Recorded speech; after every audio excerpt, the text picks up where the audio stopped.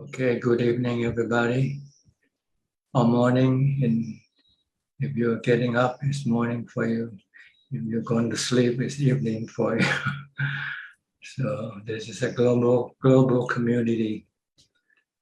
So we live in different time zones, but we share the same thing, our interest in the Dhamma. That's why we are here today. So let me start with the first person, Mudita from Bangkok. Can you hear me? I cannot hear you, Mudita. I'm not sure. Okay. Can you hear me now? Okay. Okay. Yeah. So I have a question today. I've heard about Metta Jhana, so I would like to ask you about Metta Jhana, if it's the same or different with normal jhana. Well, for some people, they can use metta as a mean of getting into jhana. That's what it means. Right. But there are other methods like anapanasati, using the mantra. So maybe it depends on the preference of the individual practitioner. If they find using metta their preference and they can get into jhana, they use that. So there are 40 subject of meditation that you can use to get your mind calm. I'm not sure whether to the level of jhana or not, but it can at least bring your mind back to normality. Like when you're angry at someone, if you use metta, you forgive them. When you do that, then your mind will switch from anger to non-anger, back to normal. Then if you want to go into jhana, usually you need to focus like on a mantra or on the breath. Right. But sometimes you have some other difficulties preventing your mind from doing this. Then you need to find the proper tool to solve your restless or agitated mind. Use metta, you'll be angry. If you're obsessed with sexual desire, you have to use asubha. Right. Or else you won't be able to concentrate on your breath or on your mantra. So these are different means of bring your mind back to normal before you can then focus on your breath to get into jhana. But if you have no problem, then you just go ahead and use your breath on your mantra. If you can do that.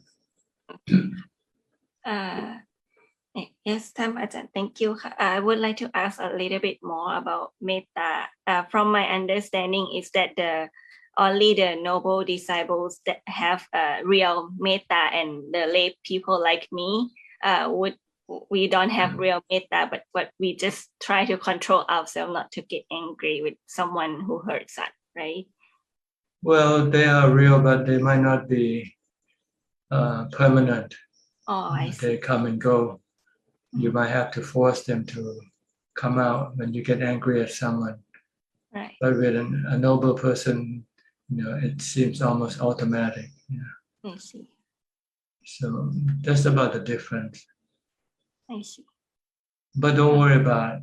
I think what you should worry about is whether you can do it or not. Forgive someone when somebody do something wrong to you, and you forgive them. Right. And by forgiving them, it's like we wish them well, and we don't want them to get harmed. Be harmed. If someone run into your car, smash your car, and say, "Oh, it's okay, I got insurance. Don't worry." Okay. That sort of thing, rather than trying to raise hell with that person and try to force him to compensate you for the damage or something like that. Just let them go. Yeah. But we don't have to be friends with them or associate with them, right? I mean. No, just you depend on the circumstance. You treat everybody as your friend, but it doesn't mean you have to be friend with them, but you treat everyone as your friend, Right. not your enemy. Right. Mean them, you wish them well, goodwill. That's what metta is. Always have goodwill to all beings, regardless of what or who they are or what they did to you. Mhm. Okay. That's I understand now. All right. Thank Okay. you so much. Next, Sajalka from Silver Spring, Maryland. Missed you last week, huh? You didn't come in last week.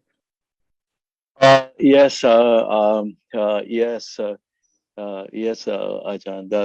There was an issue, and my question today is that how does Buddhism and our teacher address the issue of attempted suicide, teenage suicide, and how not just spiritual grown up practitioners way of looking at it, but is there something the practical that can be brought down to the level of the direct applicability or something, or would you say anything that comes to your mind, please? Well, tell them the truth. The truth is, your body is not the culprit who caused you suffering. The culprit, the one who's causing you suffering, is your desire, your defilement. When you decide to have something and you cannot get it, or when you lose something you love and you want that person, the one you love, not to pass away, or whatever. It all comes down to your cravings, your desire, craving to be or craving not to be, craving for some sensual objects. And when you cannot get them, you become disappointed and sad, and you feel you no longer want to live. So killing the body doesn't solve the problem. The body isn't the cause of your dukkha, of your sadness, of your depression. The cause of your dukkha, your stress, is your desire. So you have to kill your desire, not kill your body. The body has nothing to do with your dukkha. But teacher, there is like a dichotomy or a contradiction, because we are actually indeed systematically programming these children to be aggressively pursuing their craving to be successful, quote unquote, make money, be successful in life. This is a competitive this thing, and so on one hand, I cannot encourage them to be this way. On the other hand, say that take your feet off the gas and not think that's the thing. So how to kind of produce these things without contradicting myself by saying one thing and asking to produce results, strive, but on the other hand, don't hanker after the result. So do you see my kind of dilemma here? Well, you have to teach people what you do. See? If you don't do it, then you have to teach yourself what to do first before you can teach other people. You have to teach them by example, not by saying. You tell them to do one thing and you do the other thing. You tell them not to drink and you yourself keep drinking. Then it's not gonna work. Like we have a story about crab mother teaching the crab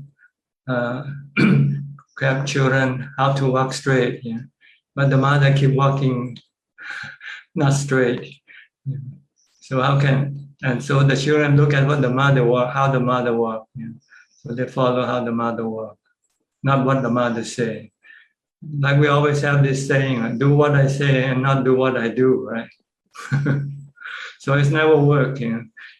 You have to teach them, do what I do. I don't drink, so you don't drink. I don't get angry at you, so you don't get angry at me, at anybody. So you first have to set yourself as an example if you want to teach other people, or else it will not be effective.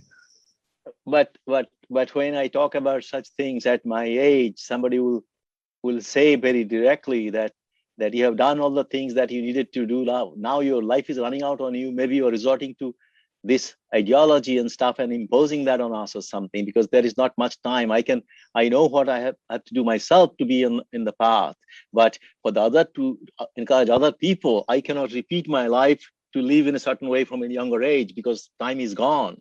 So as a result, I personally cannot be an example. The talk becomes just talk. So this is something you don't teach people when they don't ask you, see. You only teach people who's interested, who wants to know your way.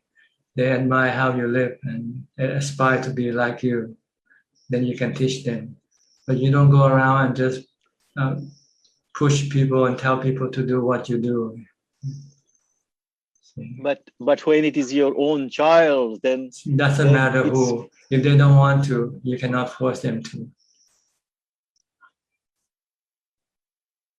You can tell them, but whether they want to do it or not, that's another story.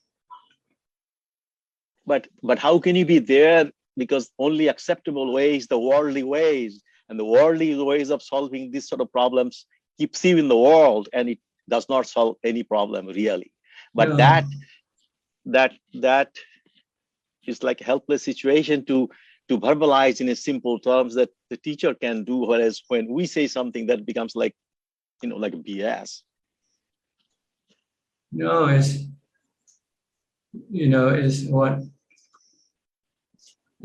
what people want to learn or not want to learn. And you can teach those who want to learn from you. If they don't want to learn from you, then you cannot teach them. Like you don't come to see me here, I cannot teach you. I won't go to your house and tell you, let's go meditate, let's go spend a week in the forest together. You have to have the aspiration, you have to have the interest to do it, and you need help, need someone to lead you. Then this is how we do things in Buddhism. The Buddha said you have to have people ask for your help before you give them help.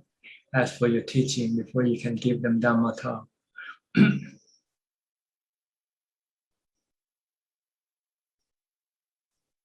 Okay.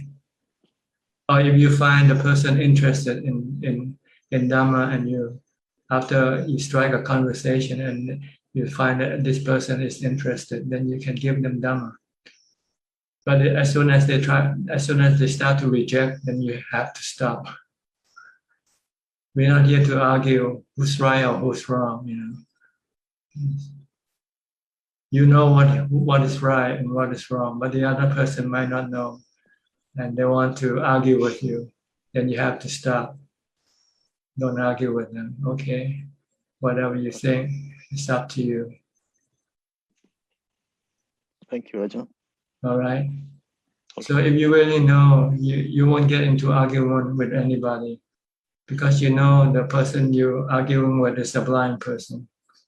How you cannot argue with a blind person when you tell them what you see and they don't see it. And they're insisting, all I see is black color in my eye, in my mind.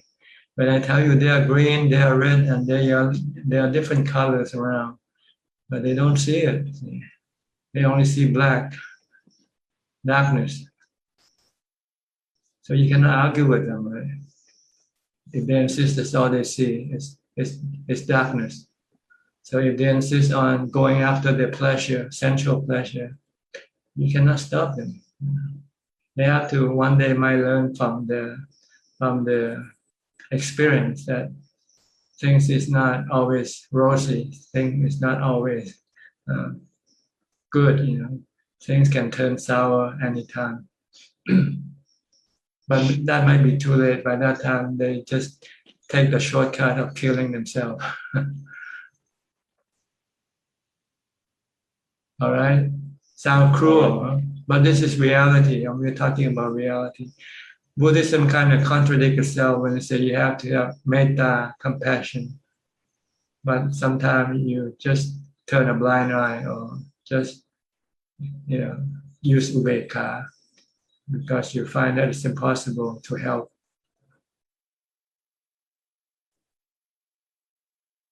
All right?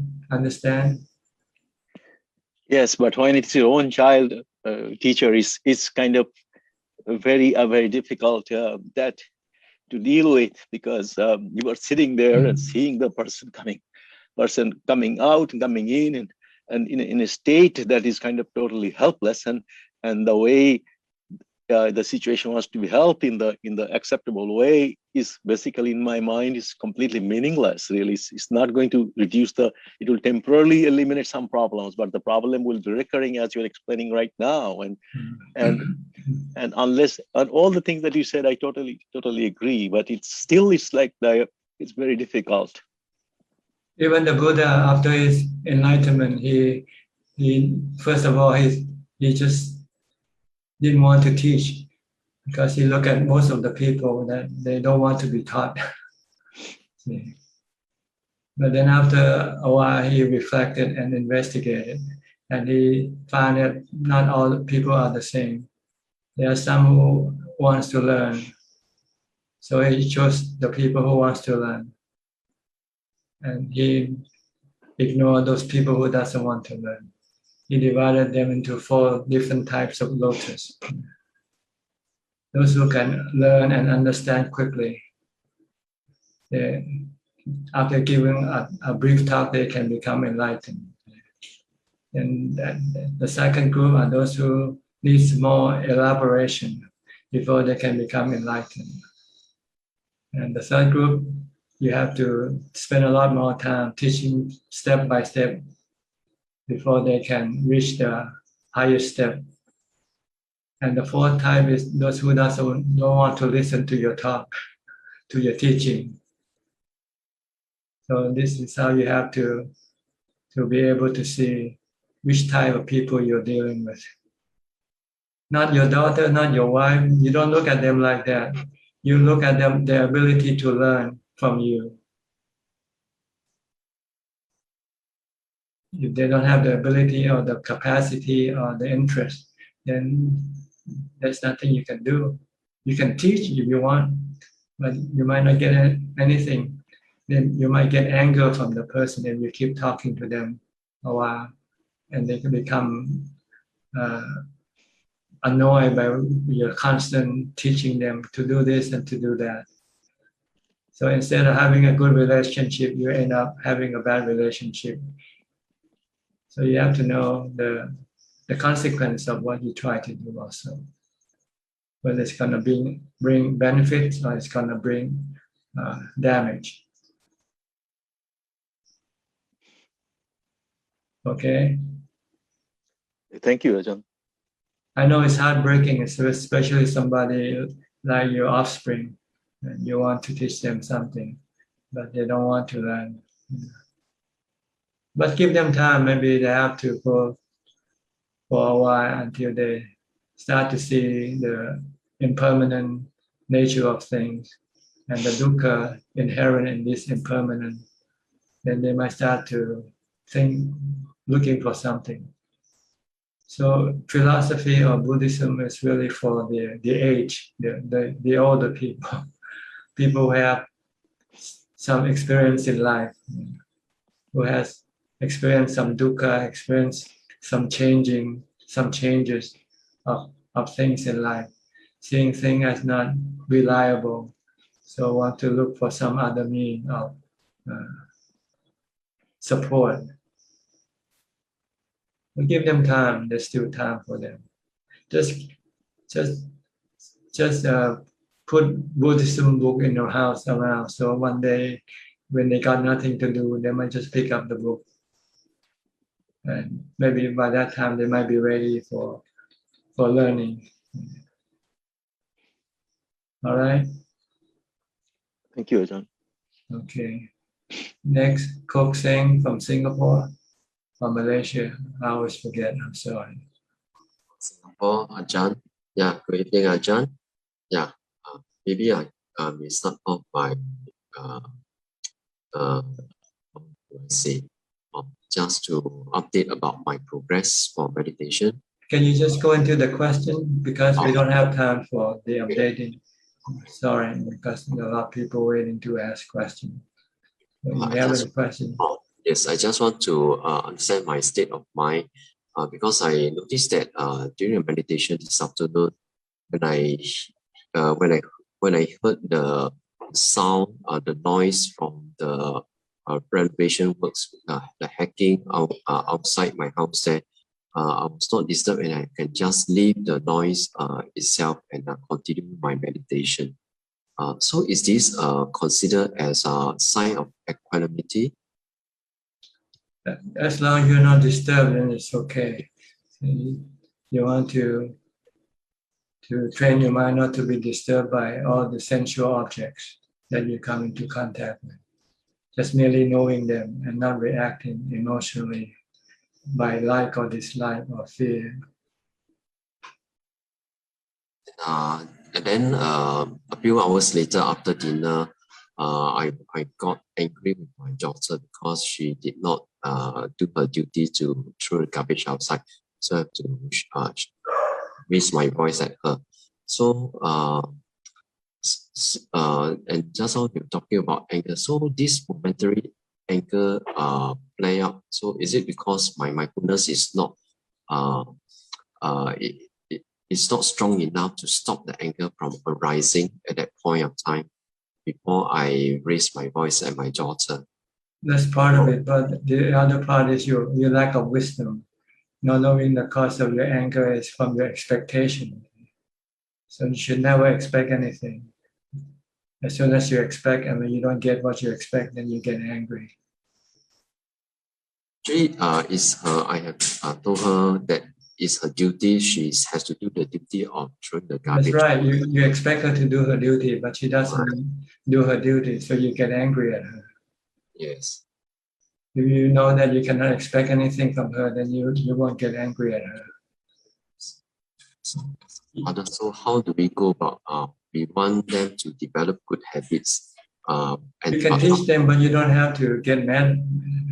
You just don't have to get mad. So you can teach, but if they don't do what you do, then you don't get mad at them. You can teach them. Like just now, Sajauka wants to teach the same thing. Teach and they don't want to listen to you. They want to do what they want to do. So eventually, she did do her duty. Yeah. By throwing the garbage, but I was so-called upset about myself. Why do I get angry? Yeah. That's because you expect not to get angry. Yes. Because I was expecting that, yes, I'm meditating. How come I get angry? So, yeah. So you have to attack the problem at the root of your anger, which is your expectation. Don't expect anything from anybody or from yourself. Just do your best, and whatever you get, that's what you get. Okay? All right, next, Anuraji from New Zealand. Hi, good evening, Ajahn. How are you? Good, thank you. Yeah. Just one question, Ajahn. So, can meditation help someone in having dementia later in his life, or just bad karma? Or yes, but you have to do it before you get dementia. Yeah. You don't do it when you have dementia. That's too late. Yeah. Look at the meditation master. They live to be 100-year-old, and the mind still lucid, still bright, well aware of everything. So it's mindfulness that makes you alert, makes you know what's going on. Yeah. So once you can develop mindfulness to be part of your habit, then you will not have dementia or Alzheimer or whatever. Mm-hmm. I think the medical will diagnose the body. They don't know that because of dementia comes from the mind, the lack of mindfulness. Yeah. Especially when you're getting older and older, your mind tends to be lazier and lazier due to the body that you have to deal with. Mm-hmm. So the less mindfulness. If you hadn't trained yourself in mindfulness, then your mindfulness will slowly diminish. Yeah. At least this is my understanding of it. Maybe I'm wrong. I don't know. But this, I'm looking from the point of the mind rather than from the body. Yeah. Okay. Okay. Yeah. Okay. So if you don't want to have dementia or Alzheimer, train yourself in mindfulness now. That's right. Yeah. From the time you get up to the time you go to sleep, know every step of your action, every movement. Then you won't forget when you know what you did, right? Yeah. The problem is sometimes you did something and you think about something else. And then afterwards you come back and ask yourself, did I do this already or not? Yes. Because you are not mindful of what you did. Yeah. Okay. Okay. Thank you. Thank you. Thank you. Thank you. Next, Professor Kenneth from Switzerland. How are you? Hello, Ajahn. I'm fine, thank you. I would like to ask a question. So it's kind of a further question to something I asked Can before. you speak a little bit louder? Your voice is kind of soft. Okay. Yeah, Is that better? Yeah, better. Okay, so sorry. The question is how to deal with or dealing with dukkha at the time when it arises. In other words, in real time. Because I know I can use mindfulness to temporarily deal with it, but I'm thinking more of how to apply wisdom to the situation. Is it the case that we try to recognize the craving that's causing the dukkha and to deal with it in that way? That's right. You have to investigate and look what are you expected. What were you want? What do you want? What did you want? And you didn't get what you want, then you get dukkha. You want to have no COVID-19 because you find it stressful to go outside and so forth. So, but you cannot get rid of the COVID-19. You study the nature of your object of your cravings to see that they are not under your control. When you see that, then your mind then accept the reality that you're going to have to live with the COVID-19 for a while. Then when your mind accepts this, then your craving for the COVID-19 to disappear will disappear. Then your dukkha, the stress, will also disappear, and you can live with the COVID-19 without any stress. Okay, so the focus is on anicca, on Anicca, dukkha, anatta. Anicca or anatta, sometimes you have to look at anicca. When you lose something, you say, oh, this is anicca. But when you deal with something that you cannot control, then you say, this is anatta. Sometimes you have to use one or the other. If you lose something and you want it back, but you cannot get it back, then you have stress, dukkha.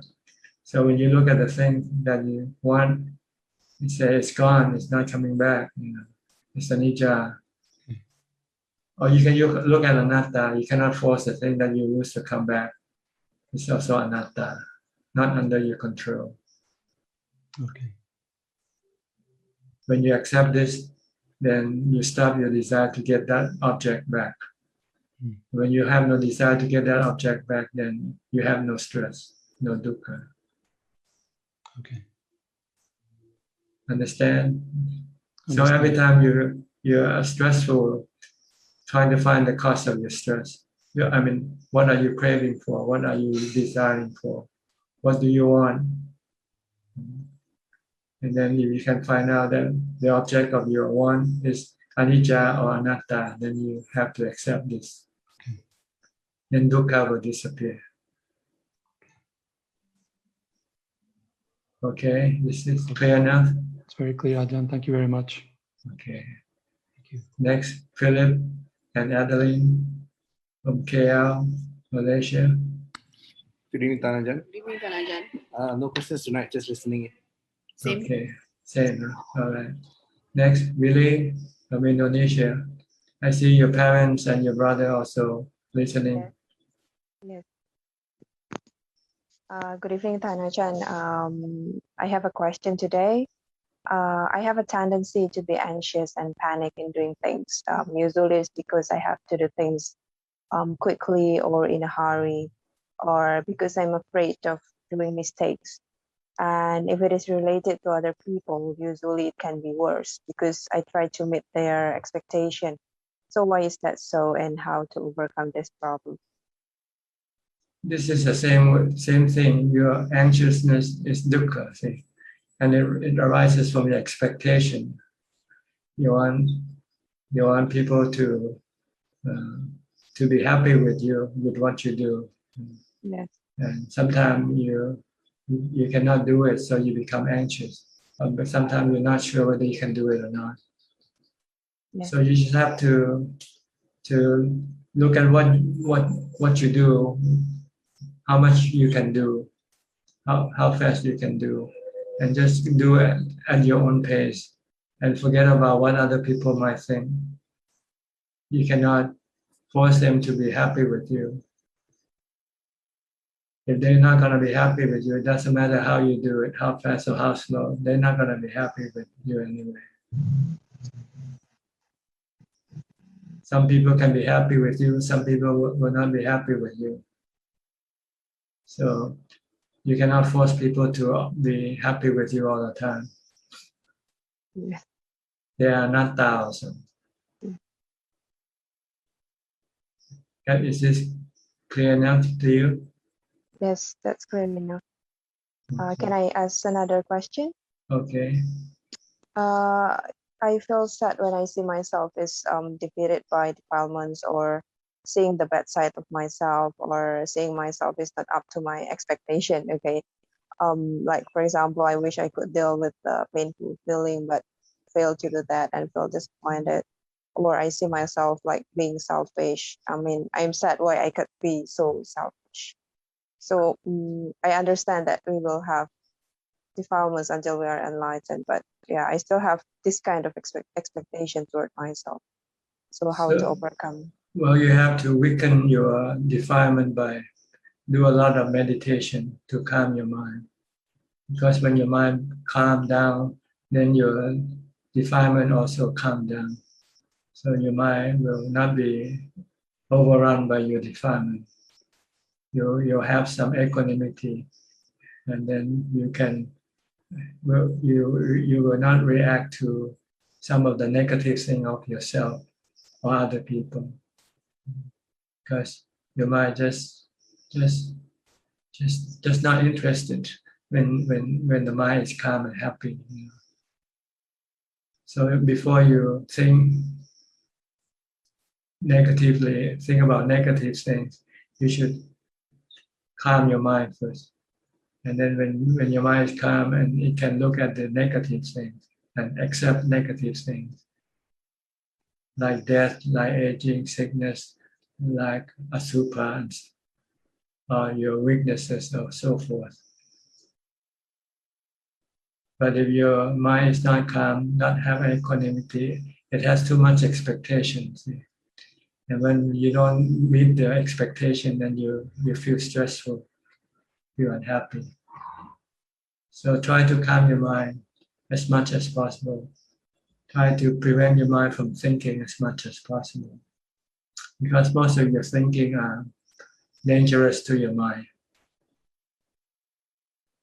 So learn how to stop your thinking by training yourself in mindfulness. Then once you can stop your thinking, then you can select the kind of thinking you wanted to think. If you think about things that cause you dukkha, you can stop it first with mindfulness. If you think and make you feel good, happy, then you let it think. But this is still on a temporary basis. If you want to have it permanently, then you have to teach your mind not to expect anything from anybody, or even from yourself. That everybody has a certain amount of capability, and they cannot do more than what they can do. So if you don't expect anything more than what they can do, then you won't get angry. You won't get anxious.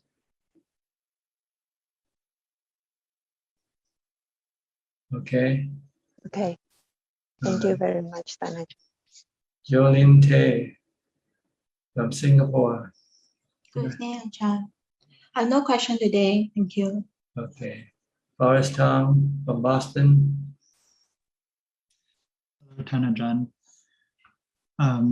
It's the last day of my official meditation retreat, but following Tanajan's advice from last time, I'm going to keep the mindset of being on retreat, even when I have to resume working. But it was very good, the retreat. And I have two questions.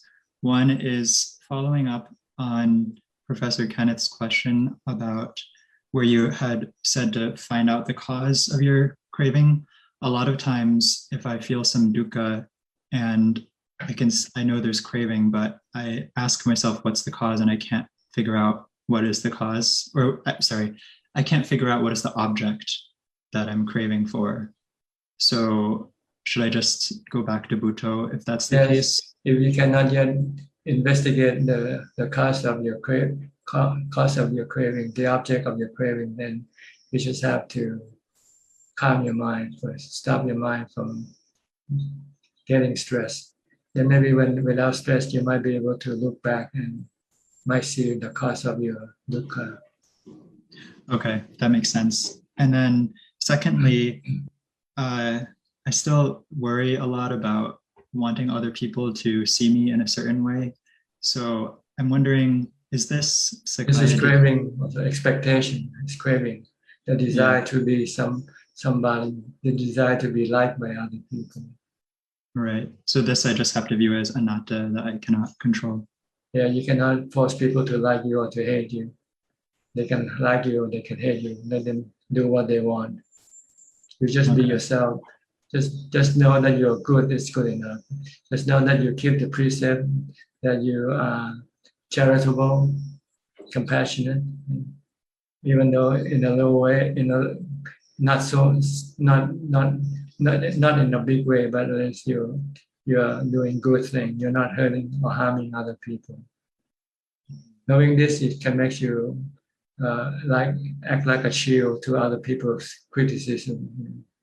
Mm. But even if you don't have this, as long as you just don't expect anything from anybody, it won't cause you any dukkha either. Mm-hmm.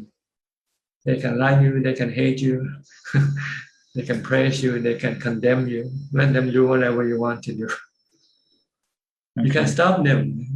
You cannot tell them what to do. Yeah. Okay, I will try to take that to heart. The problem is you tend to forget. After a while, you forget again, and your old habit, your old expectation come back in again. Yeah. But try to recite using a mantra. No expectation. No expectation. Take take things as they come. Good or bad, right or wrong, they come, and then you just have to take it. Hmm. Okay, thank you, Tanajan. All right. Next, Alvin Lee from KL, Malaysia. Good evening, Tanajan. Tanajan, I got a question on the four paths, the Sotapan, the path, and the fruitation. Does the path and the fruitation happen right immediately? No, when you investigate, you're doing the path. Like when you have dukkha, like when your body get old, you get sick and it's gonna die, you have dukkha. So you investigate the cause of your dukkha. What is causing my dukkha to arise? It's because I don't want to get sick, right? I don't want to die, right? Then you look at the body, the object of your cravings. What is the nature of this body? The body is impermanent. It's subjected to aging, sickness, and death. And you cannot prevent it. You cannot stop it. So when you see the truth, and you then switch off your craving, the desire not to get sick or the desire not to die, and embrace the sickness and embrace the death. Once you do that, then your dukkha will disappear. Then when the dukkha disappears, this is the fruition, cessation of suffering on this level, on this particular problem. So this is what a sotapanna does. So when you enter the path in this lifetime, you will get the fruits in the same lifetime as well, right? Right away, but you have to get it in real time. You have to have something to cause dukkha to arise, something wrong with your body. Like you just went to see the doctor and say you only have 6 months left. No way to prevent your death from coming.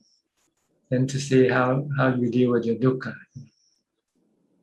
Because the reason I asked, because I read conflicting things, like one of the somebody told me that once you enter the path, the next second you become a sotapan, and then another one said it is not, because you can offer to both one that entered the path and one that has reached the fruit of sotapanna. So it could take a while for the person in this lifetime to achieve sotapanna. Each person have different rate of success. Some very quickly, some very slowly. Some got stuck for a while. Like the Ananda, the Venerable Ananda, he was a sotapanna. Then he was asked to support, to help the Buddha, to serve the Buddha as his valet. So he spent all his time serving the Buddha, and he had no time to continue on with his other path that he has to tread. So he got stuck there for over 20 years. But after the Buddha passed away, then he is free to go on practice. And he can continue with his path to enlighten, to Nibbana within 3 months' time. And there's also another story about a bhikkhu who became enlightened when he was shaving his head. At the stroke of the first shave, he became a sotapanna. At the second stroke, he became a sakidakami. At the third, and so forth. So he can move on very quickly if his wisdom is very bright and clear, sharp and bright and sharp. He can see the problem and he can see the fix to the problem of each step. So the rate is different for everybody. You should not worry about how fast, how slow. So in summary, Tanajan, when somebody enter the stream entry along the path, it might take them a long time to become a sotapan, right? Like I said, it can be long or short. It's different from each individual. Okay. There's no fixed time frame for each individual to gain the fruition of each level of enlightenment. Okay. Okay, Tanajan, quickly one more question if you don't mind. All right. Okay, Sila, Samadhi, Panya is in that order, right, Tanajan? It has to be Sila, Samadhi, and Panya, right, when you practice. Just to... Well, if you have no Sila, you go drinking, say, you go to parties, you go to birthday, to do all kinds of sensual activities. But if you keep the 8 precepts, then you cannot go do this other activity. Then you have time to go meditate, to get samadhi. So Sila support, but it doesn't give you the samadhi. It gives you the support, provide you with the time to practice. If you don't keep the precept, then you're free to do anything you want. If your friends come and ask you to go join the birthday party and drink, you can do that. You're not keeping the precept. But if you're keeping the precept, then you tell your friend, "Oh, I cannot go. Sorry." So this is the purpose of keeping the precept, to prevent you from go and do other activities you only want to do just one activity, practice Dhamma. So you need to have the time. So you have to stop all other activities. Okay, clear enough? Yes, thanks. All right. Next, Kurniawan Suyono. Where are you from? Ajahn. I'm from Indonesia. Indonesia. Can you speak louder, please? Oh, I'm from Indonesia. Okay. Yeah. Any question? Just want to be clarified about things that I have done. So during my meditation, sometimes I have some kilesa praying around, like doing the coming the idea, and I noticed that, and I think that this is part of my craving. I'm trying to use my wisdom and say no expectation and come back to the Buddha again. Is it the right thing to do so Yes, far? you want to concentrate on your Buddha and not be distracted by any other thing when you meditate. Yeah, okay. But I still can't control, because sometimes my meditation go very good. Sometimes it's very bad day for me. But I try to accept every single practice. Sometimes good, sometimes bad. Is Yes, it common? because sometimes your mindfulness is strong, sometimes it's weak, and sometimes you have other activities, more activities than the other. So this can interfere with your meditation practice. So if you want to avoid activities, then you have to not work and go live like a monk. And you won't have much activity to disturb your mind. Then you can have all the time to train yourself with mindfulness. Yeah, but sometimes I'm using anicca. I'm saying that this is not permanent. Sometimes you can get good, sometimes you can bad. But just accept using anicca. And I know there's sometimes anatta during my work, and I accept it. And this really healed me up. I mean, healing me for doing made me no expectation. But again, I really hard to how can I say, to control my mindfulness all the time. That's because you have other activity to disturb your mindfulness. You have to talk with people. You have to think other things. So you cannot keep reciting the mantra or keep focusing on what you do. Okay. So that's why I say, if you want to have perfect condition for your practice, you should be alone, not working.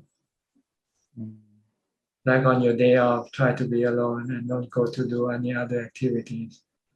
Just train yourself with mindfulness. From the time you get up to the time you go to sleep. And in between, sit and meditate. Then you'll find that you get your meditation, it will be better, calmer, and maybe longer. It depends on your mindfulness, your ability to train your mind, to train yourself with mindfulness. Okay, I should consider that. Thank you, Ajahn. Okay, you're welcome. Kafai Lim from Malaysia. Good day to good day to you, Ajahn. Can you hear me? Very well. All right. I have a question on dukkha, which caused by desire and craving, as in something that is not permanent, anicca. Just like yesterday, I have gotten the COVID vaccine on a very last minute notice. And the doctor asked me, are you okay with this particular vaccine? I accepted it as something impermanent. Then I noticed that my mind and thought is neutral. I mean, it's nothing to like worry about, or there's no sense of desire and craving. So in this case, should I be feeling grateful for what is given, like a COVID vaccine yesterday, and not consider it as a form of desire and craving? Well, you consider this as your duty to look after your body. Okay. It's your duty to look after your body, like when you eat. You eat not out of desire to eat, but you eat because the body needs the food. Yeah. So you take the vaccine because the body needs the vaccine to stay alive. Okay. Same way like you eat. Yeah. That's all. Yeah. Yeah, I should have think of that way, as medicine is one of the necessity, one of the four necessity important. of life. Yes. Yeah. Yeah. It could be because of very last minute I just accepted it and just wait for my turn and take it. But I do notice that there are so many elderly that it's not yet their turn. So that somehow give me a kind of sadness, because to me the elderly deserve it more. Yeah, that's the one that causing a kind of dukkha in me. Yeah. You feel guilty. Yeah.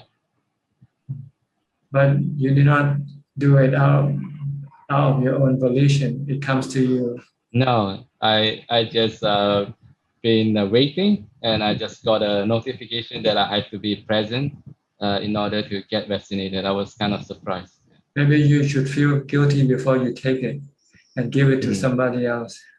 To feel guilty afterward, it doesn't make any. Yeah. Yeah. Right. Maybe it's a good lesson for you. Next time, maybe you think first. Should I give up this? If someone wants to give you a raise, and you think maybe my friend, my colleague should get it first, then you can tell your boss, say, I don't want the raise yet. Let my colleague get it first. Then you won't feel guilty afterward. You'll feel proud. You'll feel happy. Yeah. Correct. Okay. Yeah, lesson learned. But to be guilty now doesn't make any impact on yourself. It just, you have to do the right thing and before. Then when you do it, then you feel good. Yeah. Okay. All right. All right. Okay. Thank you, Ajahn.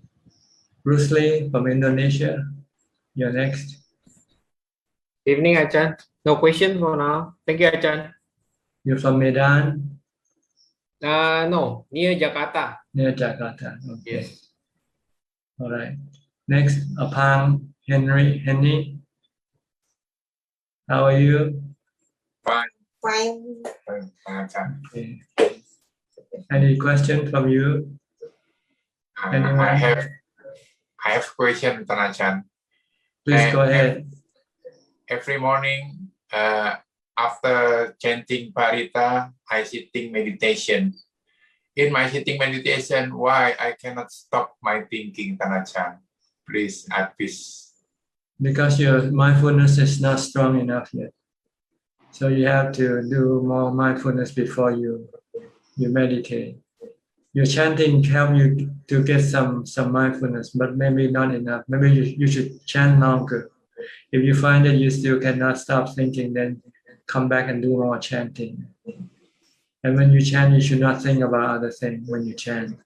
Just stay with your chanting until you find that your thinking has disappeared or has become minimal. Then you can then try to meditate again. Okay. Okay. Thanks, Ajahn. If it's possible, try to do it from the time you wake up. As soon as you wake up, chant the Parita mentally. You don't have to make any sound. And then continue on with your routine, whatever you have to do. Washing your face, taking a shower, brushing your teeth. Just keep reciting the Parita. Don't let your mind go think about other things. If you can do this when you meditate, then there will be no thinking. So you don't have enough. You don't train yourself enough with mindfulness. You don't train yourself with mindfulness for maybe 15 minutes before you meditate. So you have very little mindfulness, not enough to stop your mind from thinking. Okay. Try to do it all day from the time you get up to the time you meditate. Yes. keep chanting the parita all day long. Yeah. Or if it's too long, hard to concentrate, just use the mantra Bhutto, Bhutto instead. Try to do it. I guarantee you, you'll find that your meditation will be more easier and more result from your meditation. Okay. Okay. Thank you. What about Siddhartha or your wife? I don't have any question today, Thanajan, but my mother have a follow-up question from her question to you through Facebook on Sunday. Okay. So she asked me to ask it for her. So last Sunday, she asked you that she has been able to meditate and attain calm, and she's able to see her body. And then on Sunday, Thanajan gave her an instruction what to do next is to get into calm all day long, which will be the first step. And then afterwards, she should tell her mind to try to see everything as anicca, dukkha, anatta. And then my mother said that she is able to, she has experienced the calm all day. And then she would like to ask, after teaching the mind to see everything as anicca, dukkha, anatta, what would be the next step afterwards? Well, if you see everything as dukkha, then you don't want. If you see your husband as dukkha, then you don't want your husband. If you see your son and daughter as being dukkha, then you don't want them. You let them go, leave them alone. Because if you still cling to them, then they will give you dukkha. They will give you sadness when they leave you, when they disappear. But if you think of them as dukkha and you don't want to have anything to do with them, then let them be. They can stay, they can go, they can disappear. Doesn't matter, because this is the anicca, this is anatta. So this is the purpose of studying, looking at everything as being anicca, dukkha, anatta, to prevent your mind from clinging to them or depending on them to make you happy. Because they might give you some happiness, but at the same time they also give you dukkha. Because you will be worried about them, you will be sad when they disappear, or when they are not nice to you. Many things can happen to the things that you think give you happiness. That's because you don't see them changing. They can change from good to bad in a very quickly. When you say something they don't like, they can get angry at you already. So this is why you have to look at everything as being dukkha, because they are not a reliable source of happiness. Sometimes they give you happiness, and sometimes they give you dukkha. Okay. Okay. So if you see them as dukkha, anicca, dukkha, anatta, then you don't want to rely on them to make you happy. You can rely on yourself to make you happy by meditation, by keeping your mind calm. This is the permanent happiness. You can keep your mind calm all the time, if you know how to do it. Right now, you might know how to do it just temporarily by using mindfulness. But if you know how to use wisdom, then you can get rid of all your desire, your clinging, your attachment. Then you will have permanent calm. Okay? Understand? Does she understand, or you have to explain to her? Yeah, I have to explain to her. So maybe if she has a follow-up question, she might ask later on. Okay, then I'll go to the next. couple, Sri and Czech from Vancouver. So what? It's about 6 o'clock, 7 o'clock now? 7 o'clock, Ajahn. 7 o'clock, okay. Ajahn, last week, Professor Kenneth was asking you about, he said he felt the mind is more around this The area. head, yeah. And you were saying that it's probably because of the sense organ and the vijnana. But I feel it more on the heart area. Like for example, like if you have a dukkha, you have heartache. Like it's more on the heart area. Is it like I guess it depends on the situation. If you have emotional upheaval, you might feel it more in your heart because your heart beats faster. Right? When you're angry, your heart beats faster. When you're greedy, your heart beats faster. So you can feel it more in your heart when you are emotionally involved, emotionally aroused.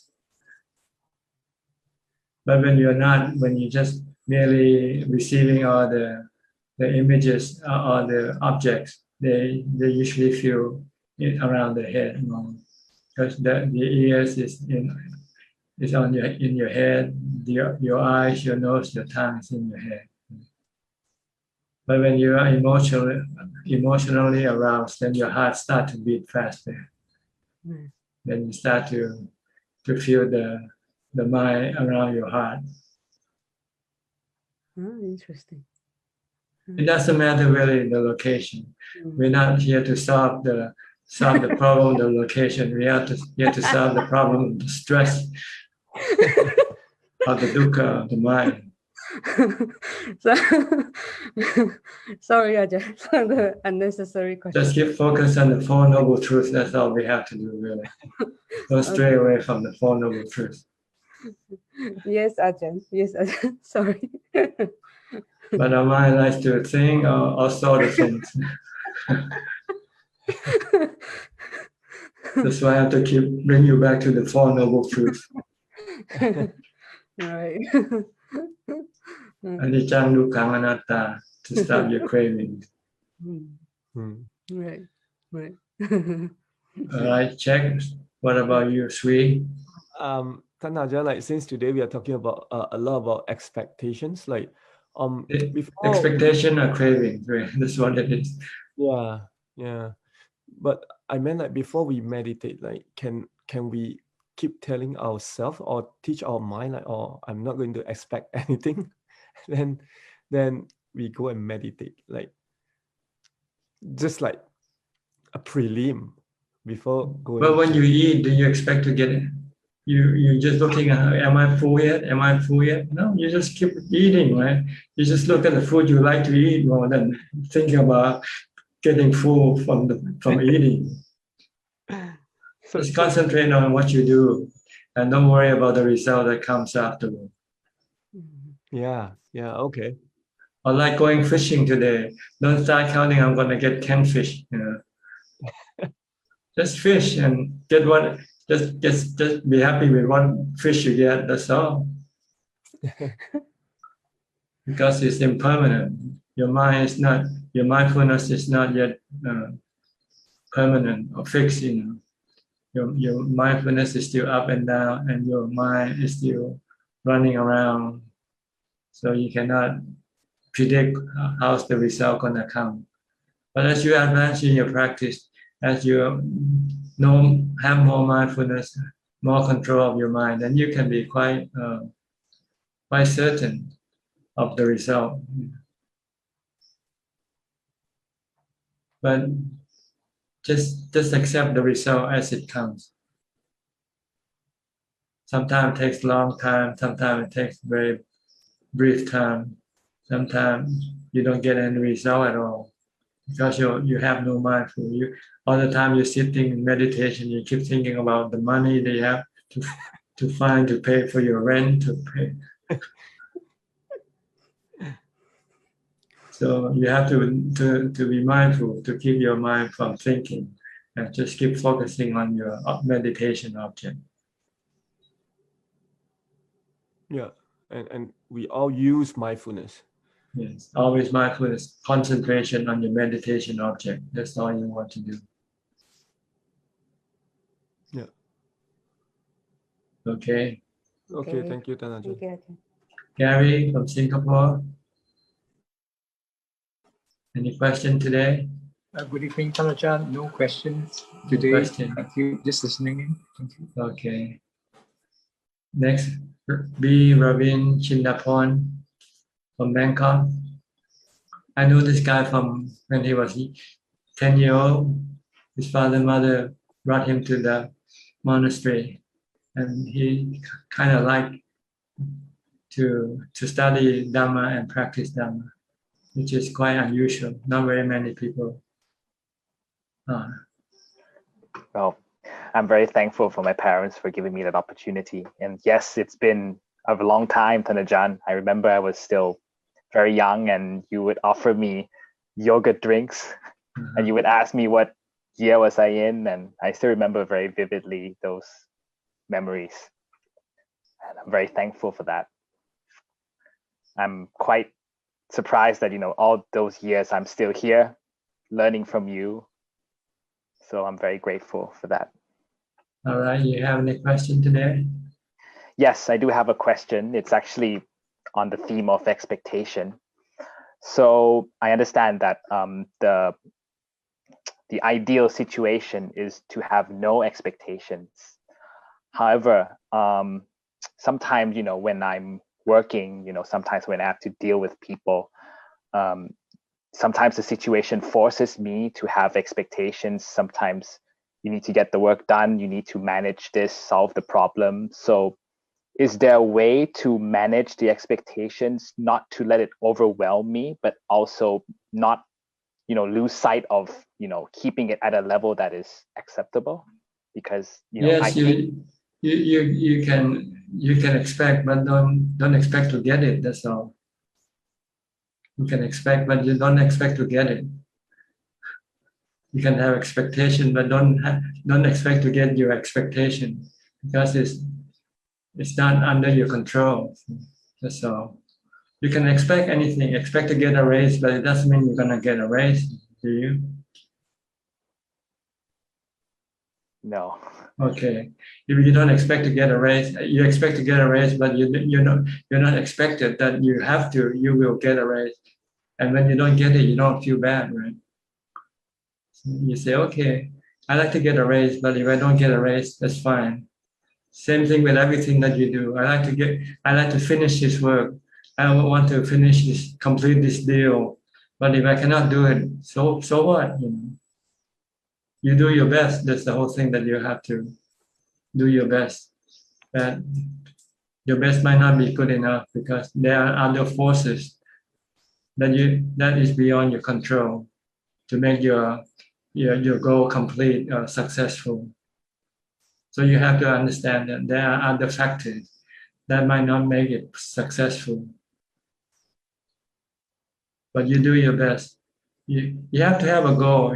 Everything you do, you have to have a goal. But just don't be attached to that goal. That you have to have it. You must have it. If you don't have it, you're gonna kill yourself. For instance, like people watching the football nowadays, they're watching the Euro game. Oh, my team has to win. If not, I'm gonna die. That is being overly attached to the goal, to the expectation. So it's okay to have expectation, but do not have a negative reaction should that expectation not come true. That's right. Just you have to remind yourself that it might come true and might not come true. If you don't want to be disappointed, then don't expect it to come true. Then you won't disappoint.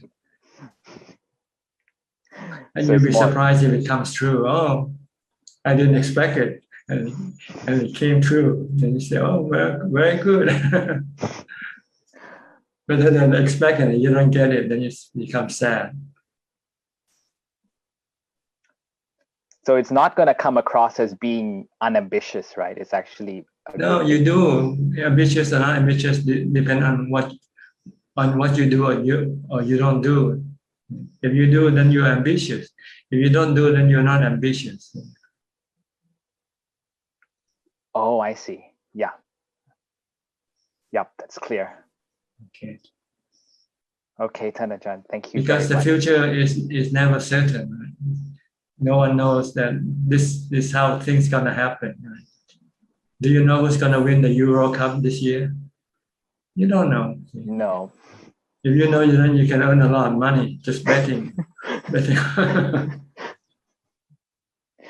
I know who I want to win, but I don't That's think they right. will. That's expectation, right? Yeah.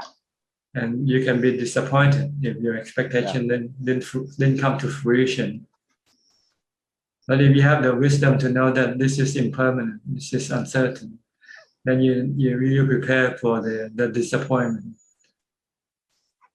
and then you won't feel sad when things don't go accordingly. Okay, I understand. Yep, that's very clear. Thank you very much for your advice, Ajahn. Next, Sulan, where are you from? Singapore or Malaysia? Oh, yeah. Hello, Ajahn. Yeah, I'm from Singapore. Yeah, hope you are well. I have 3 questions. Okay. Yeah. Question 1. After I have unwholesome thoughts, speech, or actions, I will feel guilty and ashamed at how unskillful my speech and actions are. How should I let go of this guilt? You should. First question. Okay. We'll do one question at a time. You should punish yourself, like abstaining from eating one meal or something to punish yourself, so that the next time you don't want to do it again. Don't repeat the same mistake. If you don't punish yourself, you can feel guilty and then you forget, and then next time you do the same thing again. So it's better than feeling guilty. You should punish yourself. Abstain doing something that you like. Maybe watch a movie or drinking your favorite drinks or something. Okay. Okay, second question. Second question is, nowadays when people pass away, it is a standard practice to embalm the body. The process of embalming is to pump chemicals into the body to prevent decay. Is this advisable way to handle the body? Because there are some school of thoughts that after death, one should not disturb the body as it causes great pain to the person who passed away. What is your advice? Now, once the body dies, then the mind who is connected to the body will disconnect, and it doesn't have no knowledge of the body anymore. Whatever happens to that body doesn't have anything to do with the mind. That is disconnected from the body. So it's just a matter of belief and tradition, how people treat the dead body. So there is no problem to no problem. You can do it. You can embalm. You can do anything with it. Okay. Yeah. Then my third question is, I remember there was once when I'm close to falling asleep while meditating, and that very moment of letting go, almost slipping into sleep, suddenly it is very bright and I'm very aware, wide awake. But I can no longer replicate that moment of letting go. That's something that it comes instantaneously, without it's not under your control. See?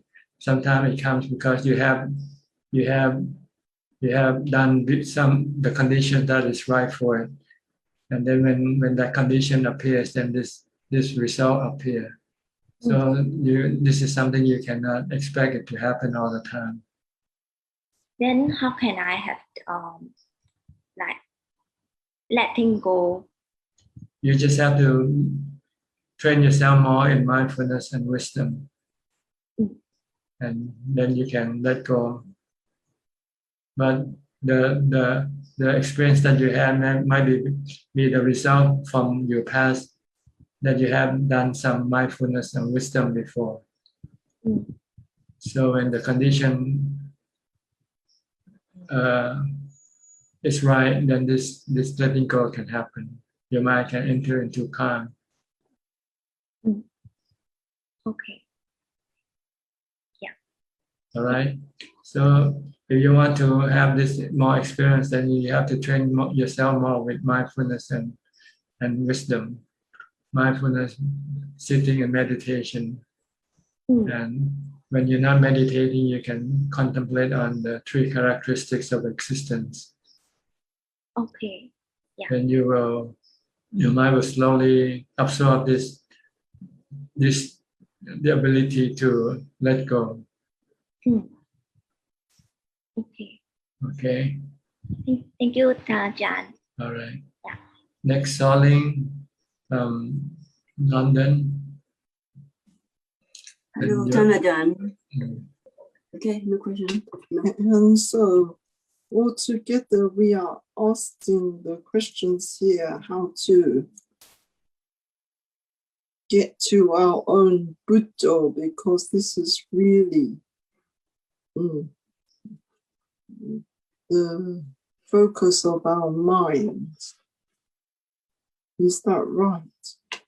To get to the Buddha. What is it, the question?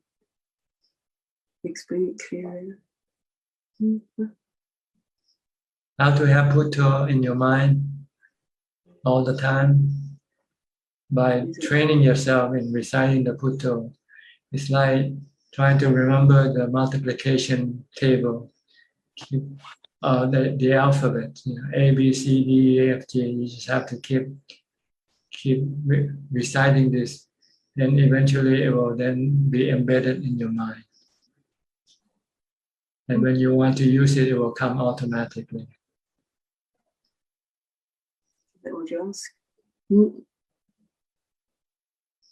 No, I was really asking, we are all here asking so that we want to get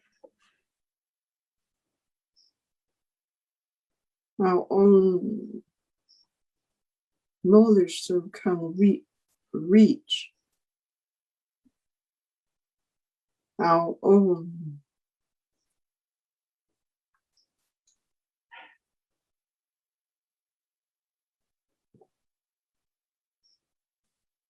sense of Buddha rather than just I don't know what you're saying. I don't know. I think we want to have the Buddha in our minds. Yes. Is it right? Yeah. Okay. Buddha in our own mind. I think she's sorry. Go ahead. I think she's trying to just want to confirm that we are here or asking you your advice and things because we all want to train our mind and keep it like stable with Buddha. Is that right? Yes. Yeah. So she say, is it right? Is it right? Yeah. Yes, we want to control our mind. Our mind is like a wild horse right now. So you want to tame your mind to become an obedient horse, to do what you tell your mind to do, like telling your horse what to do. Our mind is like a wild pet. We just got to catch it from the forest. And now we want to train it to become a domesticated pet, like a dog. You can teach a dog, right, all the tricks, right? If you don't teach the dog, they don't know the tricks. So the same way with the mind, you have to treat the mind, the tricks, to stay happy and to stay nice and to stay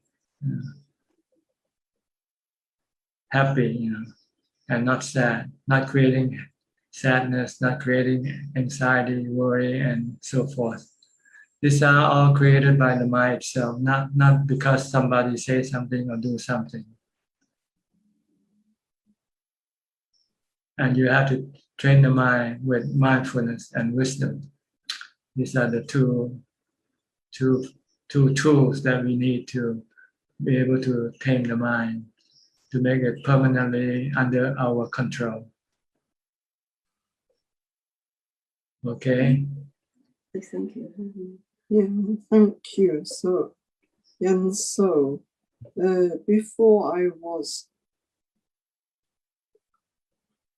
going to set the day off, I was not eating so much. So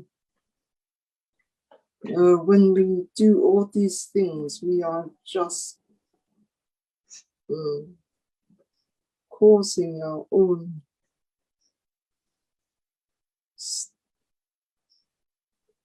state of dukkha for ourselves because we are not thinking properly with our minds. Yes, you want to train your mind to think properly. Think in a way that doesn't cause any dukkha to arise. Okay, say thank you. Thank you. Okay. Thank you, Ajahn. Thank you. Next, Get Yangso from Penang. Ajahn. Any question? No question. Good night to Ajahn. Yeah. Okay, good to see you. Then thank you. You still working? Are you still work? Do you still work, or are you retired? No more working, Ajahn. Yeah. No more working. Retired. I stopped my work about 5 years ago. I see. So you have lots of time to practice then. Sometimes I also have to take care of my mom. Yeah. Yeah, but you don't take care of her all the time, do you? And you can practice while you take care of your mom. You can practice mindfulness and compassion.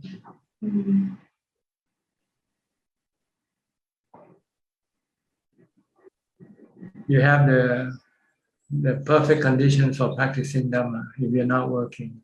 So don't waste all this perfect condition. Don't waste it away. Okay. Try to squeeze all the time into your practice as possible, as much as possible. Because you're running out of time. You're getting older and older. Yeah. And you're getting weaker and weaker also. So now this is the perfect time to do it. Okay?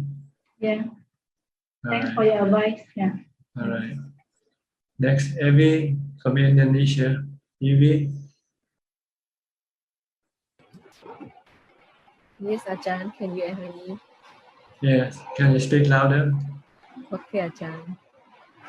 Ajahn, I have a question. What is the difference between mindfulness and sati in daily life? Mindfulness means sati. Sati means mindfulness. It's the same. Yeah, it's the same. Sati is in Pali, and mindfulness is the translation into English. Because I cannot sit meditation all day long. So I have to apply it in my daily life. So mindfulness and sati is like a meditating all day long. Is right, Ajahn? That's right. Meditating or focus your mind on one object, such as a mantra or on your body. Whatever your body. I only can Buddha when I was sitting alone or driving or walking. But when I'm talking, I cannot Buddha anymore, Ajahn. Then you just focus on what you say, on your conversation. And when I'm walking the floor or I'm The same. sweeping the floor, Then you keep watching what you do instead of using mantra. But sometimes you can use both. You can watch and also use the mantra. Sometimes you can only do one thing at a time. but when I'm sleeping or I'm walking, I like to hear Dhamma with earbud. Is that can consider as meditation? Because my mind no moving anywhere, just listening the Dhamma. What do you want to put your earplug in for? You want to listen to something else, right? Yeah, I'm mopping a floor and I hear Dhamma talk. like No, usually. it's better just to sit down and hear Dhamma and not do any movement, because if you work and you listen to Dhamma at the same time, your mind has to go back and forth between your work and listening to Dhamma. So it will not be complete either way. You do half and half work, half listening. So it's better to concentrate on.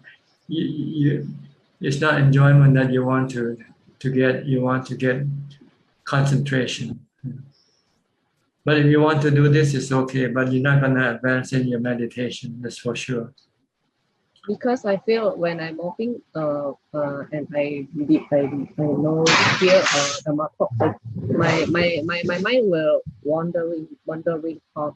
So I put a earplug and I listening the Dhamma talk.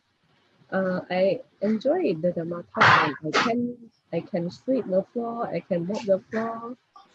Okay, you can do whatever you want to do. I'm not gonna argue with you. Okay, Ajahn. It's better I wandering talk, Ajahn. It's better to use Bhutto. Use something that you have inside yourself. Don't use some external thing, because sometimes your phone might be lost or no battery or something wrong with it. Then you cannot do it. But with mantra, with Bhutto, you can do it all the time. Yeah. I will try it. I will try with mopping and sweeping and do anything with Bhutto. Okay. And Right. I always and my second question is I always meditate every day for 4 or 5 hours every day, and I have been doing this for a year. Can I take off a day, Ajahn? Can you what? Can you speak? I take off day meditation for 1 day, just only 1 day. Can I? Can you stop one day? You can stop as many days you want, but then you won't get the result that you want. See? The result comes from your practice. If you don't practice, then you don't get the result. So it's up to you. You can stop 1 day, 10 days, 1 month. No. If I stop 1 day, I always have a thinking like, hey, you yesterday you don't meditate, you will step back. You should have reason for stopping. You should have reason for stopping. Don't stop because you want to, because this is defilement. Only stop when you cannot really do it, like you're sick or something, and you cannot. Sometimes I feel so tired, so I want to take a rest for 1 day, like just 1 day. But what do you need to 1 day? You just take a couple of hours rest. That's all you need when you're tired. You don't need to 1 day. See, this is the defilement that you define no one to practice. My defilement rushed me to practice, Ajahn. You must do it every day. You must do it every day. If you want to stop, this is your defilement also. Oh, so I cannot take that rest just for 1 day. If you can breathe, you can practice. Someone said that. Yeah. Okay. All you need to do is just watch your breath. You're already practicing. You can rest and practice at the same time. See? You can watch your breath and lay down. Okay, but you don't have to do it all day long. Yeah, because I am always sitting for 4 hours, 5 hours every day. I do it for every day. Okay, if you don't want to sit, that's fine. But you can do mindfulness instead all day long. Even when you're not meditating, you can then do mindfulness. Keep watching what you do with your body, or keep watching your breath. I often do anapanasati when I'm driving, or I'm writing. I just watch the breath. It's the same. It's good, Ajahn. If you can do it, but normally if you do something, it's better to watch what you do, because then you won't do it wrong. If you watch your breath in, then you might do what you do might be wrong without knowing it, because you're not watching what you do. If you're walking, you might step onto something or run into something. If you keep watching your breath and not watch where you are going. No, but when I'm walking, I automatically have Buddha. now has to do both in the You should right use breath and only when you left. sit down, when you're not moving, when your body is not moving. Then you Yeah. can use your breath, watch your breath. Yeah. I always do that now. Because I meditate maybe for hours until 5 hours. So in my daily life, this kind of like anapanasati and Buddha automatically rise up in my daily life. So yeah, just like that, Ajahn. Okay, fine. Just do what you want to do. Okay. Whatever but, makes you happy, just do it. It means I can take rest day for 1 day. You can take as many days you want. It's your life. It's not my life. It's not for me. Then you're gonna blame me. Ajahn tell me to rest.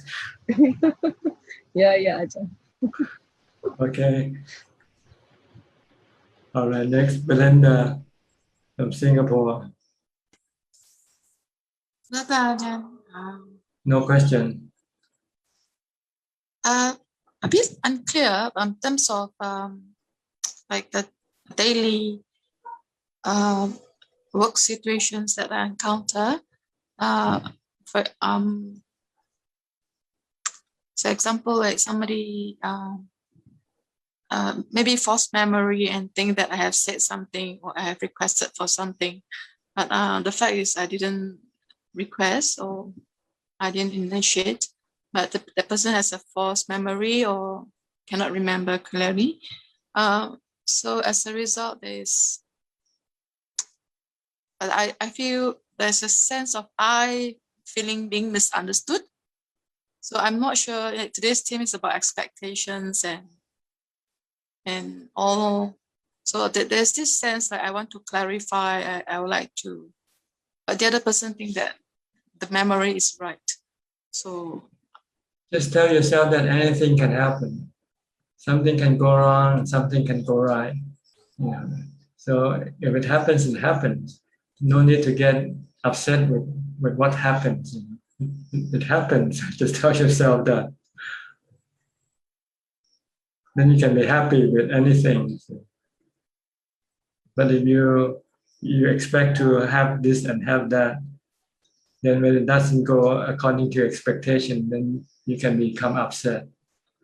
Then you can accept anything that happens. It happens. Look at the truth. This is what happened. Whatever the cause, whatever the reason, the person might misheard you or misunderstand you or forgot what you said. So what? It already happened. Why get upset about it? Try to be happy all the time. By not rejecting the truth, accepting the truth.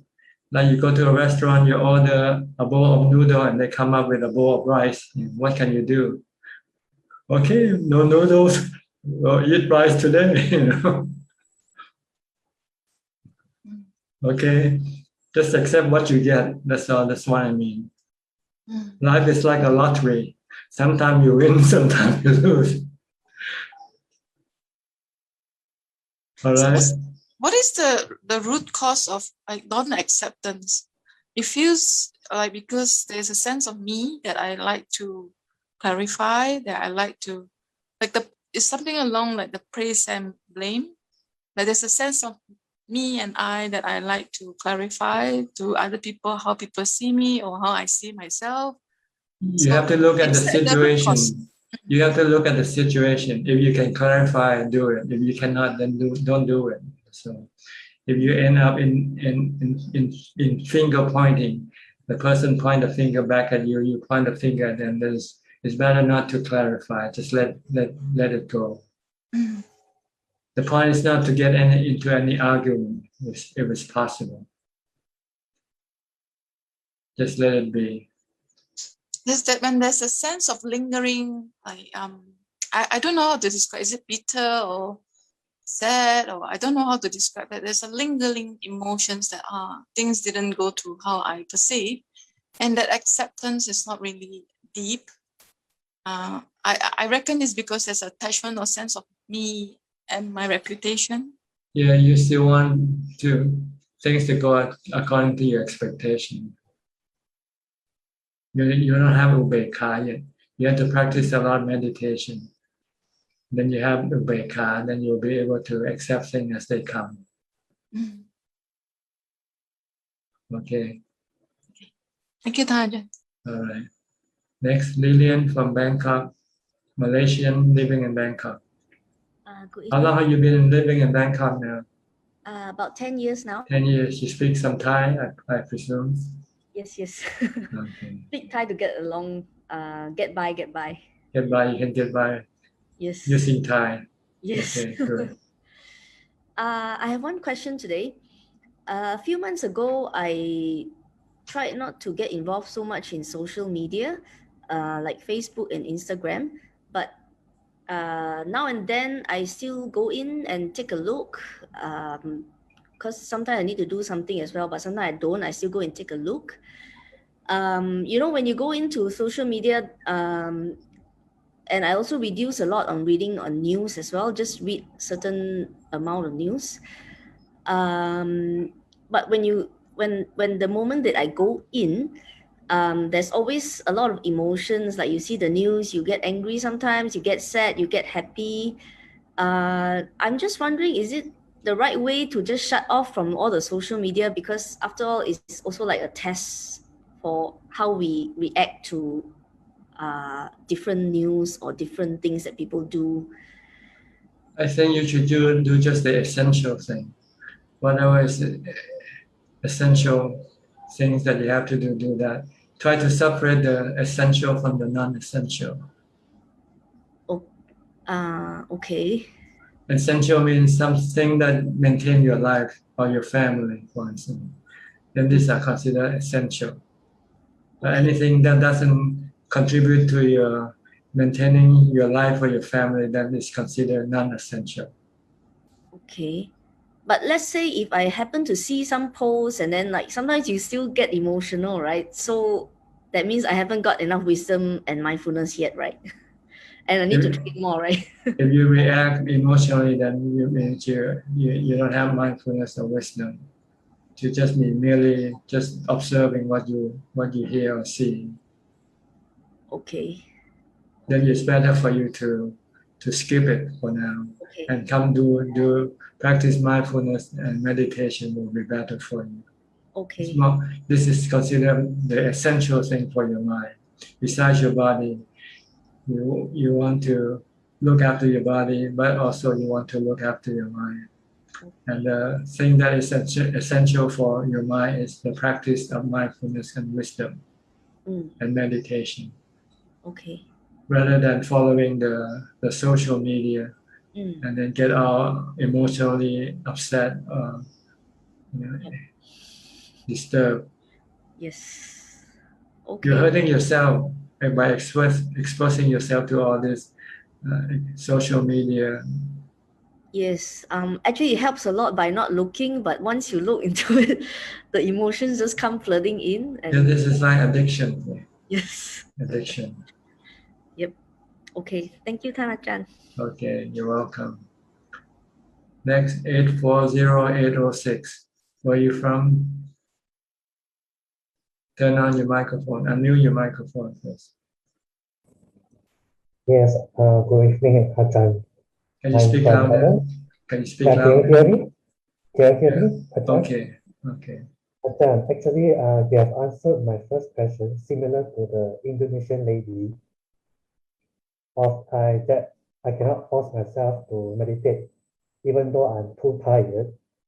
Actually, I meditate almost every day, depending on my flexible hours. Can you hear me? You can speak louder, will be better. Your voice is kind of soft, you know. I see. Okay, Can Ajahn. Actually, can you move closer to the microphone? Move closer to the microphone. I don't have a microphone, unfortunately. I only have a speaker. Okay, speak louder then. Okay, Ajahn. Actually, meditate every day, depending on my flexible time. And sometimes I couldn't meditate when my body is too tired. So in other words, should I continue meditating even though I'm too tired? That's the question. Okay, if you can push yourself, do it. If you find pushing yourself doesn't produce any result, then you have to accept that you cannot do it. And another thing that is that when I'm meditating, I have no thoughts. You want So should I to, continue that mindfulness, even though there's no thoughts, nothing? if you have thought, just ignore your thought and just keep concentrating on your meditation object.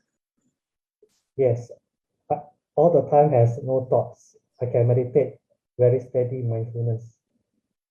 Then if your mind is have no thinking, if it's empty, then you can just keep watching your breath if you can still watch your breath. Yes, I did that every day, every time. Okay. And you should be calm, peaceful, and happy if there are no thoughts. Yes, nothing affects me. Okay. I remain my mindfulness all the time. Try to remain in that state for as long as possible. Yes. Okay. Thank you. Is that all? Yes, thank you, Ajahn. Okay, you're welcome. Who is next here on the screen? Darren Leo. Hi, Ajahn. I have a question regarding a meditation. So my meditation object is sometimes on Buddha on the breath. But what I realize is whenever my mind strains away, I try to pull it back. But as I keep on doing it, sometimes some tension over the forehead does arise. Does Ajahn have any advice on this? Can you repeat the question again? Okay, sure. So sometimes when I meditate on the meditation object on Buddha, so my mind strain away. So I pull my attention back, and when I keep on doing that, sometimes the tension does arise. Does Ajahn has any advice on this? Oh, this is normal. This is a struggle between your mindfulness and your defilement. Your defilement wants to go think about some other thing, and your mindfulness wants to bring it back. So normally there's tension, and this tension will only disappear when the mind has mindfulness has overcome the defilement. And so you just have to ignore the tension and just keep focusing on your meditation object, on your mantra. So I'm not doing anything wrong, right? No, it's normal. It's normal. Okay. Thank you so much, Ajahn. Thank you. Okay. Next, Irene, go. Where are you from, Irene? Good evening, Ajahn. I'm Irene Go from Singapore. Okay, 3 years ago, I started my meditation at a meditation center at SN Goenka there. So through the meditation, I realized that my mind always run. After a while, I managed to come back. Then after that, it runs again. So after quite a few times, then my mind start to be tired in the sense that I fell asleep. So I have difficulty in getting my mind back, and I always loses focus. Then during my daily work or daily activity, I realized that my mind also runs. Then even when I sleeping, then I start to think a lot. So I would like Ajahn to give me blessing and also seek your guidance on this.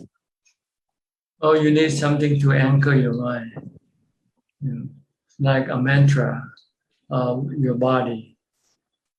If you use mantra, then your mind cannot go thinking about other things. If you keep watching what your body is doing, it cannot go think about other things. So you have to have something to anchor your mind with. Your mind is like a boat. If you don't have an anchor or you don't tie the boat to the post, then the boat will then drift with the current. Your mind has the current of thoughts that keep pulling your mind away. So you have to have something to anchor your mind, not to follow your thoughts. So you don't have to recite a mantra, Bhutto, Bhutto, Bhutto. Only stop mantra only when you have to think. If you have to do work and you have to think, then you stop the mantra and then just watch your work, and you're thinking about the work. And when you finish, then you stop thinking and then come back to your mantra again. Then this way you can control your thought, control your mind from drifting away with your thoughts. Okay, thank you, Ajahn. All right. Next, Folk. Folk, where are you from?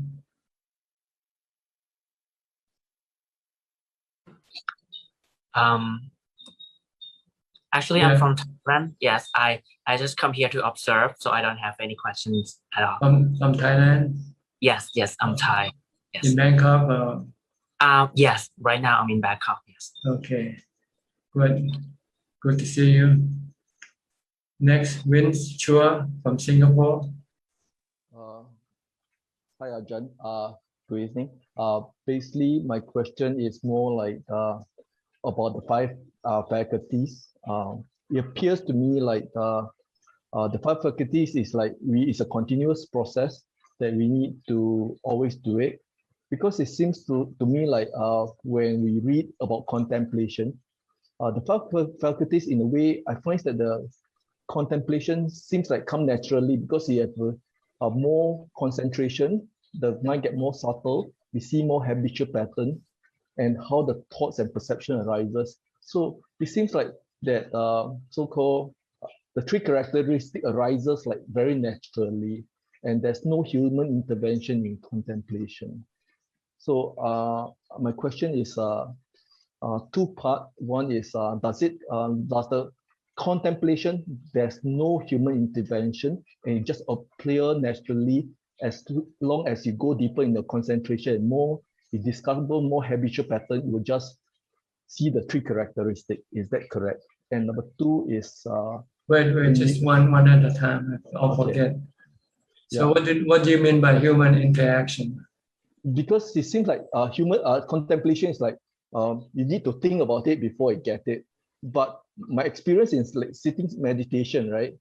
You just slowly get the mindfulness as a main thing, then develop a concentration, and every sitting you will discover more about yourself and more how the mind works, and naturally the so-called wisdom or the 3 characteristics you will just let go by itself. It's like automatic. So I'm not sure whether is it a tricky part of the mind that caused me, or is that it just appear naturally? I don't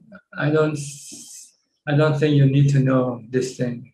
Okay. You need to know is the 3 characteristics of these things. Okay. So does it arises naturally in your meditation that, oh, these are the thoughts that comes, you're aware of your thoughts and perception, and then you don't need to know that also. Just know that they are anicca, dukkha, anatta. Okay, I think that's easier. Okay, good. And so we keep on managing these 5 faculties and continuously refine it until we get more and more let go, or understand more about how our mind works, or don't it? When you talk about these 5 faculties, what are you talking about? I'm basically saying that maybe the faith, it seems like faith will after that like progressively goes into effort, then goes into the mindfulness. For mindfulness, you develop your concentration, and then you see your habitual pattern of your mental state, right? But every time you keep on refining it, that means it's like a cycle. You gain more confidence again, then you go back to your mindfulness again, then you go back to your concentration again, then you go deeper, then it seems like a cycle. Then your faith will get stronger and stronger and stronger. It's what you like want from these 5 faculties is the ability to get rid of your dukkha. That's what it is. So it's not, they are not the end in itself, they are the means to an end. Okay. You want to use this 5 faculty to get rid of your defilements and your dukkha. Okay. But must we really see the defilement, or just see? Yes, you have to see your defilement. Every time you greed, every time you get angry, every time you still rely on this or that thing, then it means it's your delusion. Okay. So you must not have any greed, having no desire for anything. So it seems that the greed and the desire and the sorrow or suffering arises from the emotional state. So I detected through the emotional state how I feel. Is that the first entry point? No, your emotion is dukkha. See? So you want to investigate what is the cause of your dukkha. What are you expecting or what are you not getting that cause you to have dukkha? You're not getting a raise, you get dukkha. So in order to get rid of your dukkha, then you have to change your mind. Say, okay, if I don't get a raise, that's fine. You should be thankful that you don't get a demotion. You don't get your salary cut off. Reduce your salary.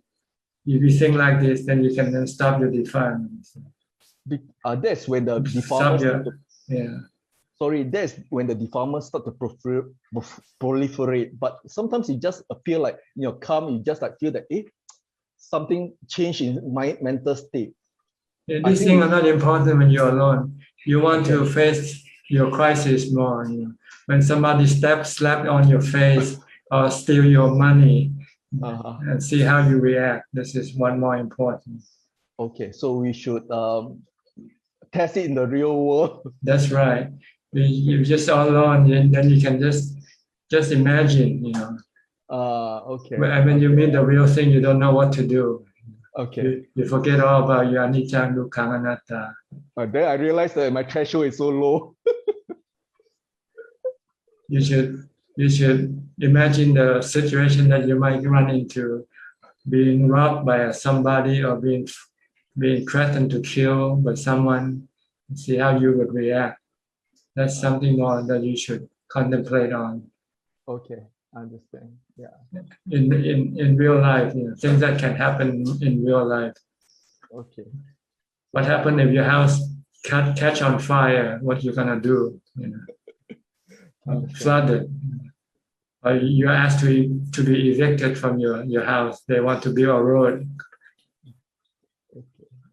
These are the situation you want to contemplate on, not some abstract thing that you talk about. Understand. Okay. Okay. What about when you're getting sick? What happens if you catch the COVID-19 virus? These are the things you should contemplate upon, because they are real life situations that can affect your mind. Because I got some so-called, I got a lot of allergy that caused my skin to itch. Yeah, the scratching part was a good exercise for me. Yes. The intention to scratch and not to scratch. And then when we can separate the body and mind, I think the scratching can slow down or eliminate it. Yeah. That's right. Think of something more practical than abstract. Yeah. So because the skin allergy always itch me the whole night. Keep me awake. Yeah. So that's good. Okay. Thank you, sir. Okay, you're welcome. Next, Alfredo from Brazil. Alfredo, must be cold for you putting on a hat. I'm okay. My volition is abandoned me. I'm very okay. My practice is very okay. I don't have things. Do you have heater in your house? Heating. Heater, yeah, heating. Yes, today I will eat bean and rice and egg. Not eating, I mean heating to keep you warm. Heater. What? Temperature control, heating to control the cold. Do you have it in your house or you don't have it? Kidding not. No, I live alone in forest. The weather is not hot. Is almost winter. Okay. Here. Do you need to have a heater to keep your house warm? Housewifer. Okay. You have any question today? No, my volition is less strong. It's very, very less. I don't have a problem. I don't think. Good then.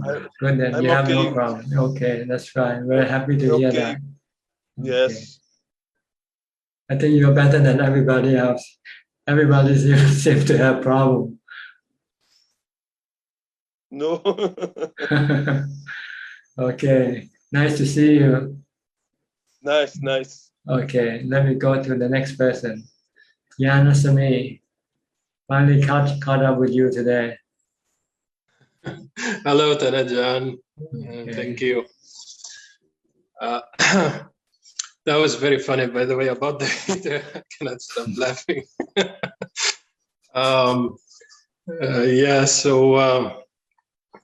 Bante, I meet a lot of people who tell me that they think I'm very too much eager for results in my practice, and I have this burning desire for results. Is that a good thing or a bad thing to be every meditation sitting you want result, and that can be too good, right? I think you should be more burning with your practice more than the result, because the result will come with your practice. So try to spend more on your effort than the result, because the result don't come without your effort. Okay, so you want to walk more, you want to sit more, this is okay. But you want to get good result, this is not okay, because good result don't come from your wishes, from your thoughts. Your wish, the result come from your practice, your effort. So try to put in your effort more and more to the maximum that you can. Then your result will come from your practice. That's another thing. When I find that I'm putting more and more into my practice, I feel like I'm losing touch with the practical aspects of life that right now I think that I have to manage, like with my renovation that is happening, dealing with so many workers and people. I feel like I cannot be mindful all the time. It's like I either have to do that and then stop everything else. I feel like this conflict always with the practicalities of everyday life and my practice. Well, then you just have to divide up your time. See, you cannot have everything if you don't have the time for it. If you want to have two things, then you have to divide up the time, half for this thing and half for this other thing. So this is what the dilemma for you. Your desire for the result, but you don't have the time to give you the result. So then you have to accept this truth and just accept that you can only get half of what you expected because you only have half the time for it. Which reminds me of what the Buddha says about, we should not have this half-hearted desire for the practice. We should have dedicate ourselves fully to it. This says somewhere. I think he's talking to monks, to bhikkhus. To lay people, he knows that they cannot do this. Because lay people have other responsibilities. But with monks, they don't have any other responsibility. Then they could devote all their time for the practice. Can you hear me? Yeah, I can hear you. Okay. So another thing, when I'm practicing in deep into the focus, then again something appeared just along the lines of what I was telling last time, if you remember, about the First Noble Truth. and how our defilements are always trying to pull us away from the realization of suffering. And then something else I realized was that in order to really progress, we should be letting go rather than the effort of letting go, not an effort of adding anything to ourselves. In the sense, letting go and letting the stream of Dhamma carry us to whatever next stage or next level. I think you have to let go of your defilement, not let go of your Dhamma. Let go of your defilement, let go of your cravings.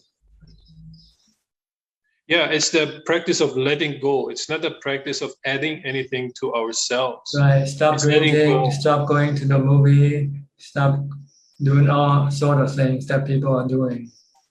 And this is letting go. See? Letting go of all the sensual pleasure activities. But in the sense like becoming, I don't know, this keep arising in my head about the stream of Dhamma. How the stream of Dhamma or the stream of our, perhaps the past karma, it helps to carry us through perhaps forward, no, in our practice. If you don't have, how can it carry you through if you don't have Dhamma? You have to develop Dhamma. See? And Dhamma is Sila, Samadhi, and Panya. That's what you want to develop. And then this will turn into the Dhamma stream. That will take you to Nibbana. Yeah, so it's constantly adding to this the Dhamma stream of our paramis or good actions or something like that. No? Yes.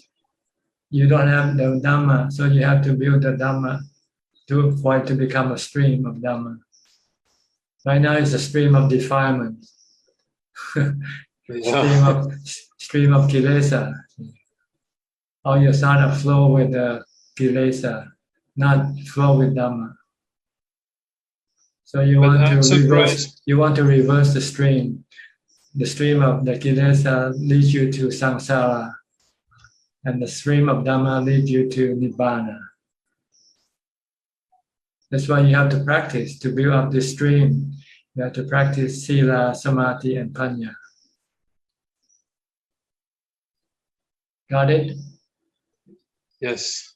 Thank you. Okay. Someone who came in, Venerable Ananda, I think. It's your turn, Venerable.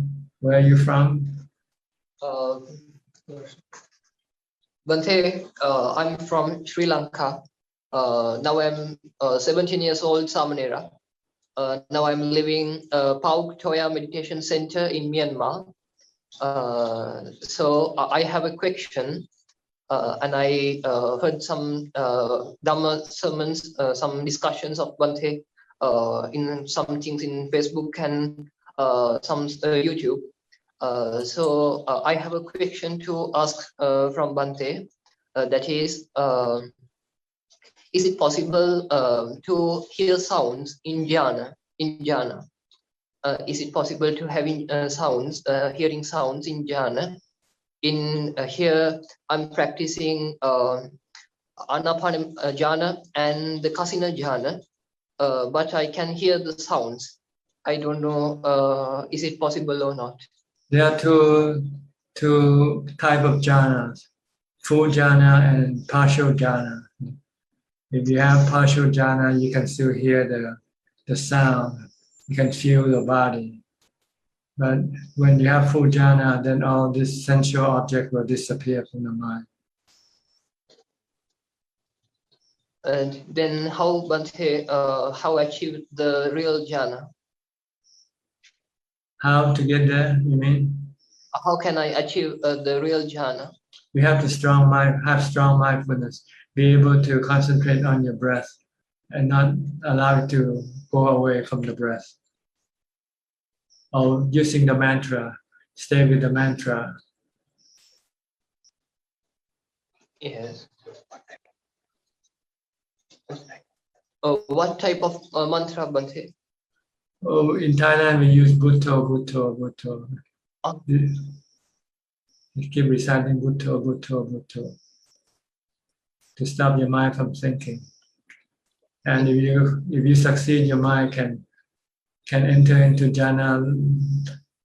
Like when it does, it seems like it's like falling from a high place, and then it goes into emptiness, and everything disappears except the mind itself.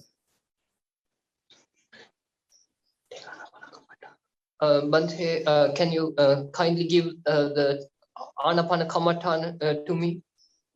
Anapanasati Kammatthana. Yes. See, Anapanasati is using your breath as your object of concentration. Just keep watching your breath at the tip of your nose.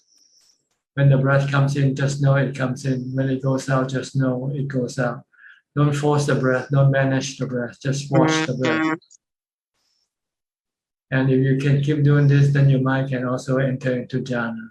Sometimes partially, sometimes full. It depends on the strength of your mindfulness. Yes, Bante. Okay? Okay. All right. Thank you. You're living in Myanmar right now. Yes, Bante, I'm also like to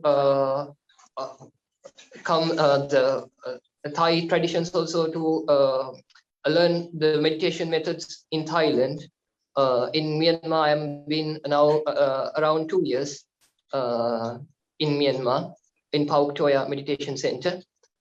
In Sri Lanka, I was practiced the Mahasi method, but I'm really interested in suttas and some Thai Ajahn, like the monks called bhikkhus called Ajahn bhikkhus in I saw some YouTube videos. So I'm interested in some Thai meditation techniques. It's different than the Myanmar and Sri Lankan traditions.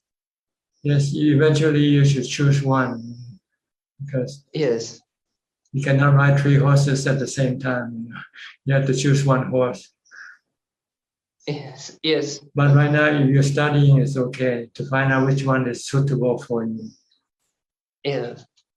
Once you found the right one, then you should stick to that one and not keep going back and forth, because Yes, you won't get anywhere. Yes, I'm really recognized. The suttas and commentaries have some plenty of disagreements, like so many controversial points.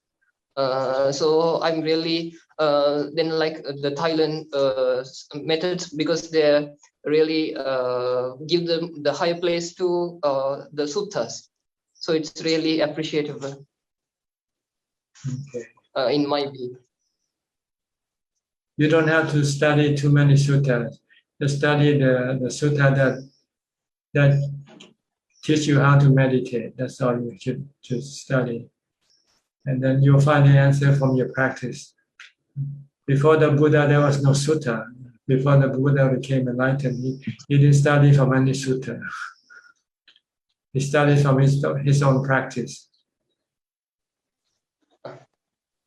Okay. Like Anapanasati Sutta, there is 16 steps in Anapanasati Sutta in Majjhima Nikaya. Yeah, when you do it, you only do the first step, and all the other steps will come naturally. Just keep watching your breath at the tip of your nose. Yes, I also feel like it's the correct thing. But according to the commentary in here and Sri Lanka, it's different. That's why I'm coming to get Bante's guidance in this Zoom meeting. Yes. Yes. Sometimes things are very simple, but when people read them, they make it too complicating, to make them complicated. Because the essence of meditation is to focus your mind on one object, that's all. Yeah. You don't need to know, once you do this, where does it lead you, or you just keep watching, and then it will take you to jhana eventually. So you don't have to know all the 16 steps in anapanasati. Just know the first step. Okay? Yes, Bhante. All right. Is that all the question you want to ask? That's what I and I have another one. This is the final one. Please give me a chance, Bhante. That is in Anguttara Nikaya, the 11 things. There is called suttas called Patama Samadhi Patilabha Sutta and Dutiya Samadhi Patilabha Sutta. They are saying a concentration which is not with the Pataviyo, Apo, or Tejo, Vayo, or no any Akasanya, no Ditta Sutta Mutta Vinyata, but there is a perception, there is a Sanya. The Lord Buddha said there is they have one concentration that arises from etang santang etang panitang yadidang sabbasankara samata, like that way. How's Bhante's explanation about this samadhi? I think that you're talking about the arupachana. No, this one, Bhante, Anguttara Nikaya, 11 things category. 11 things category. 11 category of what? Of samadhi? Samadhi Patilabha Sutta. Okay. As far as I know, there's the 8 or 9 level of samadhi. 4 rupajana, 4 arupajana, and then also nirodha samadhi. Yes, a lot of the thing, no for jhana, no arupa jhana, no any perception of the ditta sutta mutta vinyata, but there's a concentration there. That is called how the person get this concentration is. He's mentioning etang santang, etang panitang, yadidang sabbasankara samato, like that. In that sutta says like that, when someone thinking like that way, he's attain the samadhi, like this. Yes, this is something you have to do. You have to practice to get to what you read. What you read are the results from people who have already practiced. So in order to see what they see, you have to do the practice, which to concentrate your mind on the meditation object. Yeah. Okay. Yes, thank you. All right. Okay, I think we have answered all the questions from our participant. Now maybe it's time for Facebook question. Do you have any Facebook? Please go ahead. Thank you. We have 6 questions this evening. The first question is from Oy Poa. Good evening, Ajahn. How to change someone who is very stingy and always wants to take and not give? How to teach him to give and not take all the time? Thank you, Ajahn. I think you should change yourself first to be charitable before you try to change other people. You can change people by your example, but you cannot force them to change. If they see you charitable, then they might admire you and want to follow you. If they don't, then there's nothing you can do about it. So to change someone is not by telling them to change, but to change them by doing yourself, change yourself first, like the Buddha. The Buddha, before he became a Buddha, he was just ordinary being, like a greedy for wealth, for status, and so forth.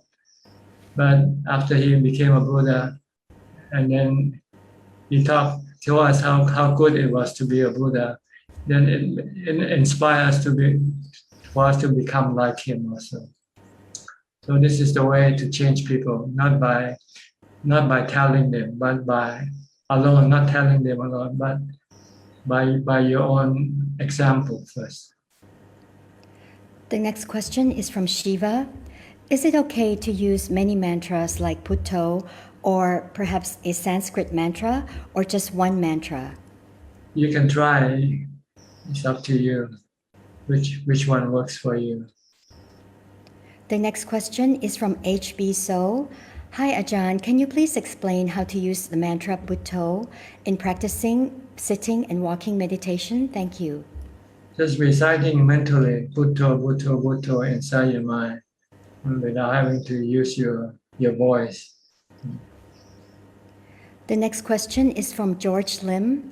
We should not be afraid of death as nothing is permanent, but we fear of dying from COVID-19 now or in the near future, as we have not cultivated enough and developed ourselves in our practice on the Dhamma. How can we let go on this thought and fear? You cannot. You have to practice in order to be able to let go. You have to practice samadhi until you get to ubekkha. Once you have ubekkha, then you can let go of your fear. The next question is from Pauline Soon. As parents, we're always thinking about our children with regard to so many things, even if they're good and grown up. How do we let go of it in order to avoid being dukkha, having dukkha? Yes. So what is the question? The question is, how should we let go of our children in order to avoid the dukkha that we may have? Even if they are good and they're grown up, we're still worried about them. So how do we let go of that? You have to have wisdom to see that life is impermanent. Sooner or later, we're all gonna die. We're all gonna get sick. We're all gonna get old. The next question is from Liu Yu. Ajahn, how can one develop the quality of listening to the Dhamma attentively, as well as deep listening with clear comprehension? Thank you. You need to develop mindfulness. Once you have mindfulness, then your mind will be static. It won't be moving around, but it will then can listen to the Dhamma fully. So you train yourself in mindfulness. The next question is from Adele Woon. Ajahn, how do we let go of defilement when the thought of unsatisfactory situation happened, which prop up in the mind when the mind is calm while doing work or while meditating? I tell myself to let go, that it is anicca, dukkha, and anatta, but after a few weeks, the defilements come back again. Can you please advise? That means you don't see anicca, dukkha, anatta really. So you might use it as as a mantra, as a mindfulness method. But if you see that thing you are attached to can give you dukkha, then you can get rid of it permanently. You have to see the dukkha. That's all the questions, Ka. Okay. Well, anybody else would like to ask any question? Sajal Ka? Okay. The context is that I think you are answering or actually instructing Forrest Tong last week or I think or the one before that in the Zoom meeting, and I'm reading it this book that was sent by Bharataya, Dhamma in English 2016 by yourself, and there is this the Thai word sabai. So I think that are you actually talking about the one and the same thing, that you stay put in one place for 4 to 6 hours, and if you are able to do that, and in this book actually you have given a whole paragraph where you are instructing how you can go to the bathroom and keep a bottle of water, but you stay put. You can chant, you can meditate, but do not move away from the place. You can stand up, and my question to you is saying that this thing is looks to me personally is doable, and I have tried that. And how is that technique can be used as a preparation for more formal way of sitting, or can you please address that? Yes, normally our mind is always restless. Never want to stay in one place. If you're here, you want to go there. If you're there, you want to come here. Keep running around.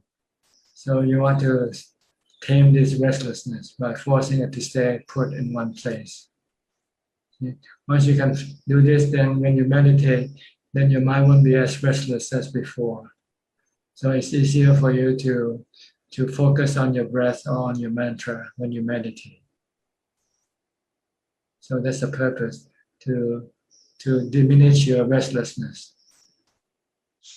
So if I feel restless, I can actually adopt this and say that I'm going to sit for 3 or 4 hours like this, like it or not. That's right. Yeah, like it or not, and or until your mind become, but until your restlessness disappear and you feel peaceful and calm, staying where you are, not doing anything. Then maybe you can then meditate right then. I see. Okay. Thank you. Thank you. I understand. But with sitting and not changing position, you want to train the mind to live with the painful feeling of the body. That's another step. But right now we don't want to do this painful feeling. We just want to do the restlessness of the mind. So we allow to move the body. I mean, to stand up or to sit or to alleviate the painfulness of the body. But we want to control the restlessness of the mind first. Cannot do both at the same time. It's too difficult. So we do one thing at a time first. First tame the restlessness of the mind. Once you can tame that, then you can sit and meditate to calm it down. Once you have the ability to calm it down, then you might want to force it to sit longer and let the pain arise. And then use your ability to calm your mind, to keep your mind calm and live with the painful feeling of the body. Then you do this step by step. You don't want to do it all at the same time. So it's a gradual thing. Yeah, gradual thing. Like lifting weights, you start with 10 kilos, then you add 1 more kilo, 2 kilos. You just keep adding until you can build up more strength and lift up more weights. Okay. Thank you. All right. Some other teacher use the way to tame restlessness not by sitting but by walking. Keep walking for 2 hours, 3 hours, or 4 hours. Don't go anywhere. Just keep walking on your walking path, back and forth, back and forth. This can also get rid of your restlessness. Some monk has to walk in the forest, go to them. They go walk all day long. From one location to the next, they have to keep walking. This is also one way to get rid of the restlessness of the mind. Because if you don't do it, if you have to do something, if you're not, then your mind will keep pushing you to go here, go there, do this and do that all the time. So you want to take control of your mind, not your restlessness. Take control of you. Okay, good enough? Thank you, Ajahn. All right. Anybody else? Any question? Sulan. Okay. Oh, yeah, thank you, Ajahn. I have 2 questions. The question 1 is when we are listening to Dhamma talk at our own home, do we wear the same way as we would in temple, in long pants, or can we wear pajamas and shorts? You can wear anything if you're in your privacy. Your dress is only for the purpose of showing other people. But when you're alone, you can be naked and listen to the Dhamma if you like. Oh, okay.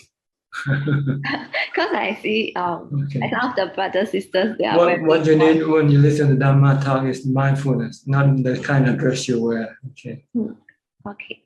Yeah. Then second question. Yeah. The second question is that I tend to make people angry or annoy people because I'm quite insensitive and sometimes dense and naive. Yeah. So what can I do to avoid making people angry? You cannot, because sometimes people get angry anyway, regardless of what you do. So don't try to expect people to not to get angry or to be happy. Just try to do your best to be nice. That's all that you need to do. Okay. Okay. Yeah. All right. Thank you, Sadhu. We saw a newcomer here, William, right? William, you wanna ask question, William? Okay. Yes, coming up. It's, Could you speak louder? Your voice is kind of soft. Yes, Bhante, I'll ask it. Maybe if you could give me a few minutes, I'll ask in a few minutes, Bhante. Okay, we might not last for only a few minutes because everybody seems to have already asked their question. But anyway, I'll come back to you before we leave. Thanks, Bhante. Before we end this meeting. Anybody else would like to ask any question? Evie, okay, Evie from Indonesia. Unmute your microphone. Okay. Ajahn, can you hear me? Louder. Okay. Ajahn, now my meditation is my back neck, my teeth, my back head, and front of my head, like a straight line, like a stone who is straight, and keep my mind still and upright. Usually my mind still not long after my breath is gone, but my teeth always close tightly, so tightly. I try to open, but it will closing again tightly. And because of this, I always come out from this stage, and it's called a tension because it automatically my teeth will close tightly, Ajahn. I cannot quite understand what you say because your voice is not loud enough. Can you speak again? Okay. Now my meditation, Ajahn, like my back neck, my teeth, my back head, and my front head, always like straight rock. What do you mean? What do you mean by that? Like a rock. Like that a rock. You feel like a rock. I feel like a rock. A rock. Okay. When you And meditate, or when you when I something meditate, else? when I Okay. meditate, okay, it's like a rock, and usually not long after my breath will gone. And when my breath will gone, my teeth always close tightly. Your Close teeth. tightly. Your Yeah, teeth. my close. Yeah, Okay. it will close tightly, and it always make me come out from this stage. That means you're not meditating. You're paying attention to your head and your teeth. You shouldn't My pay teeth. attention.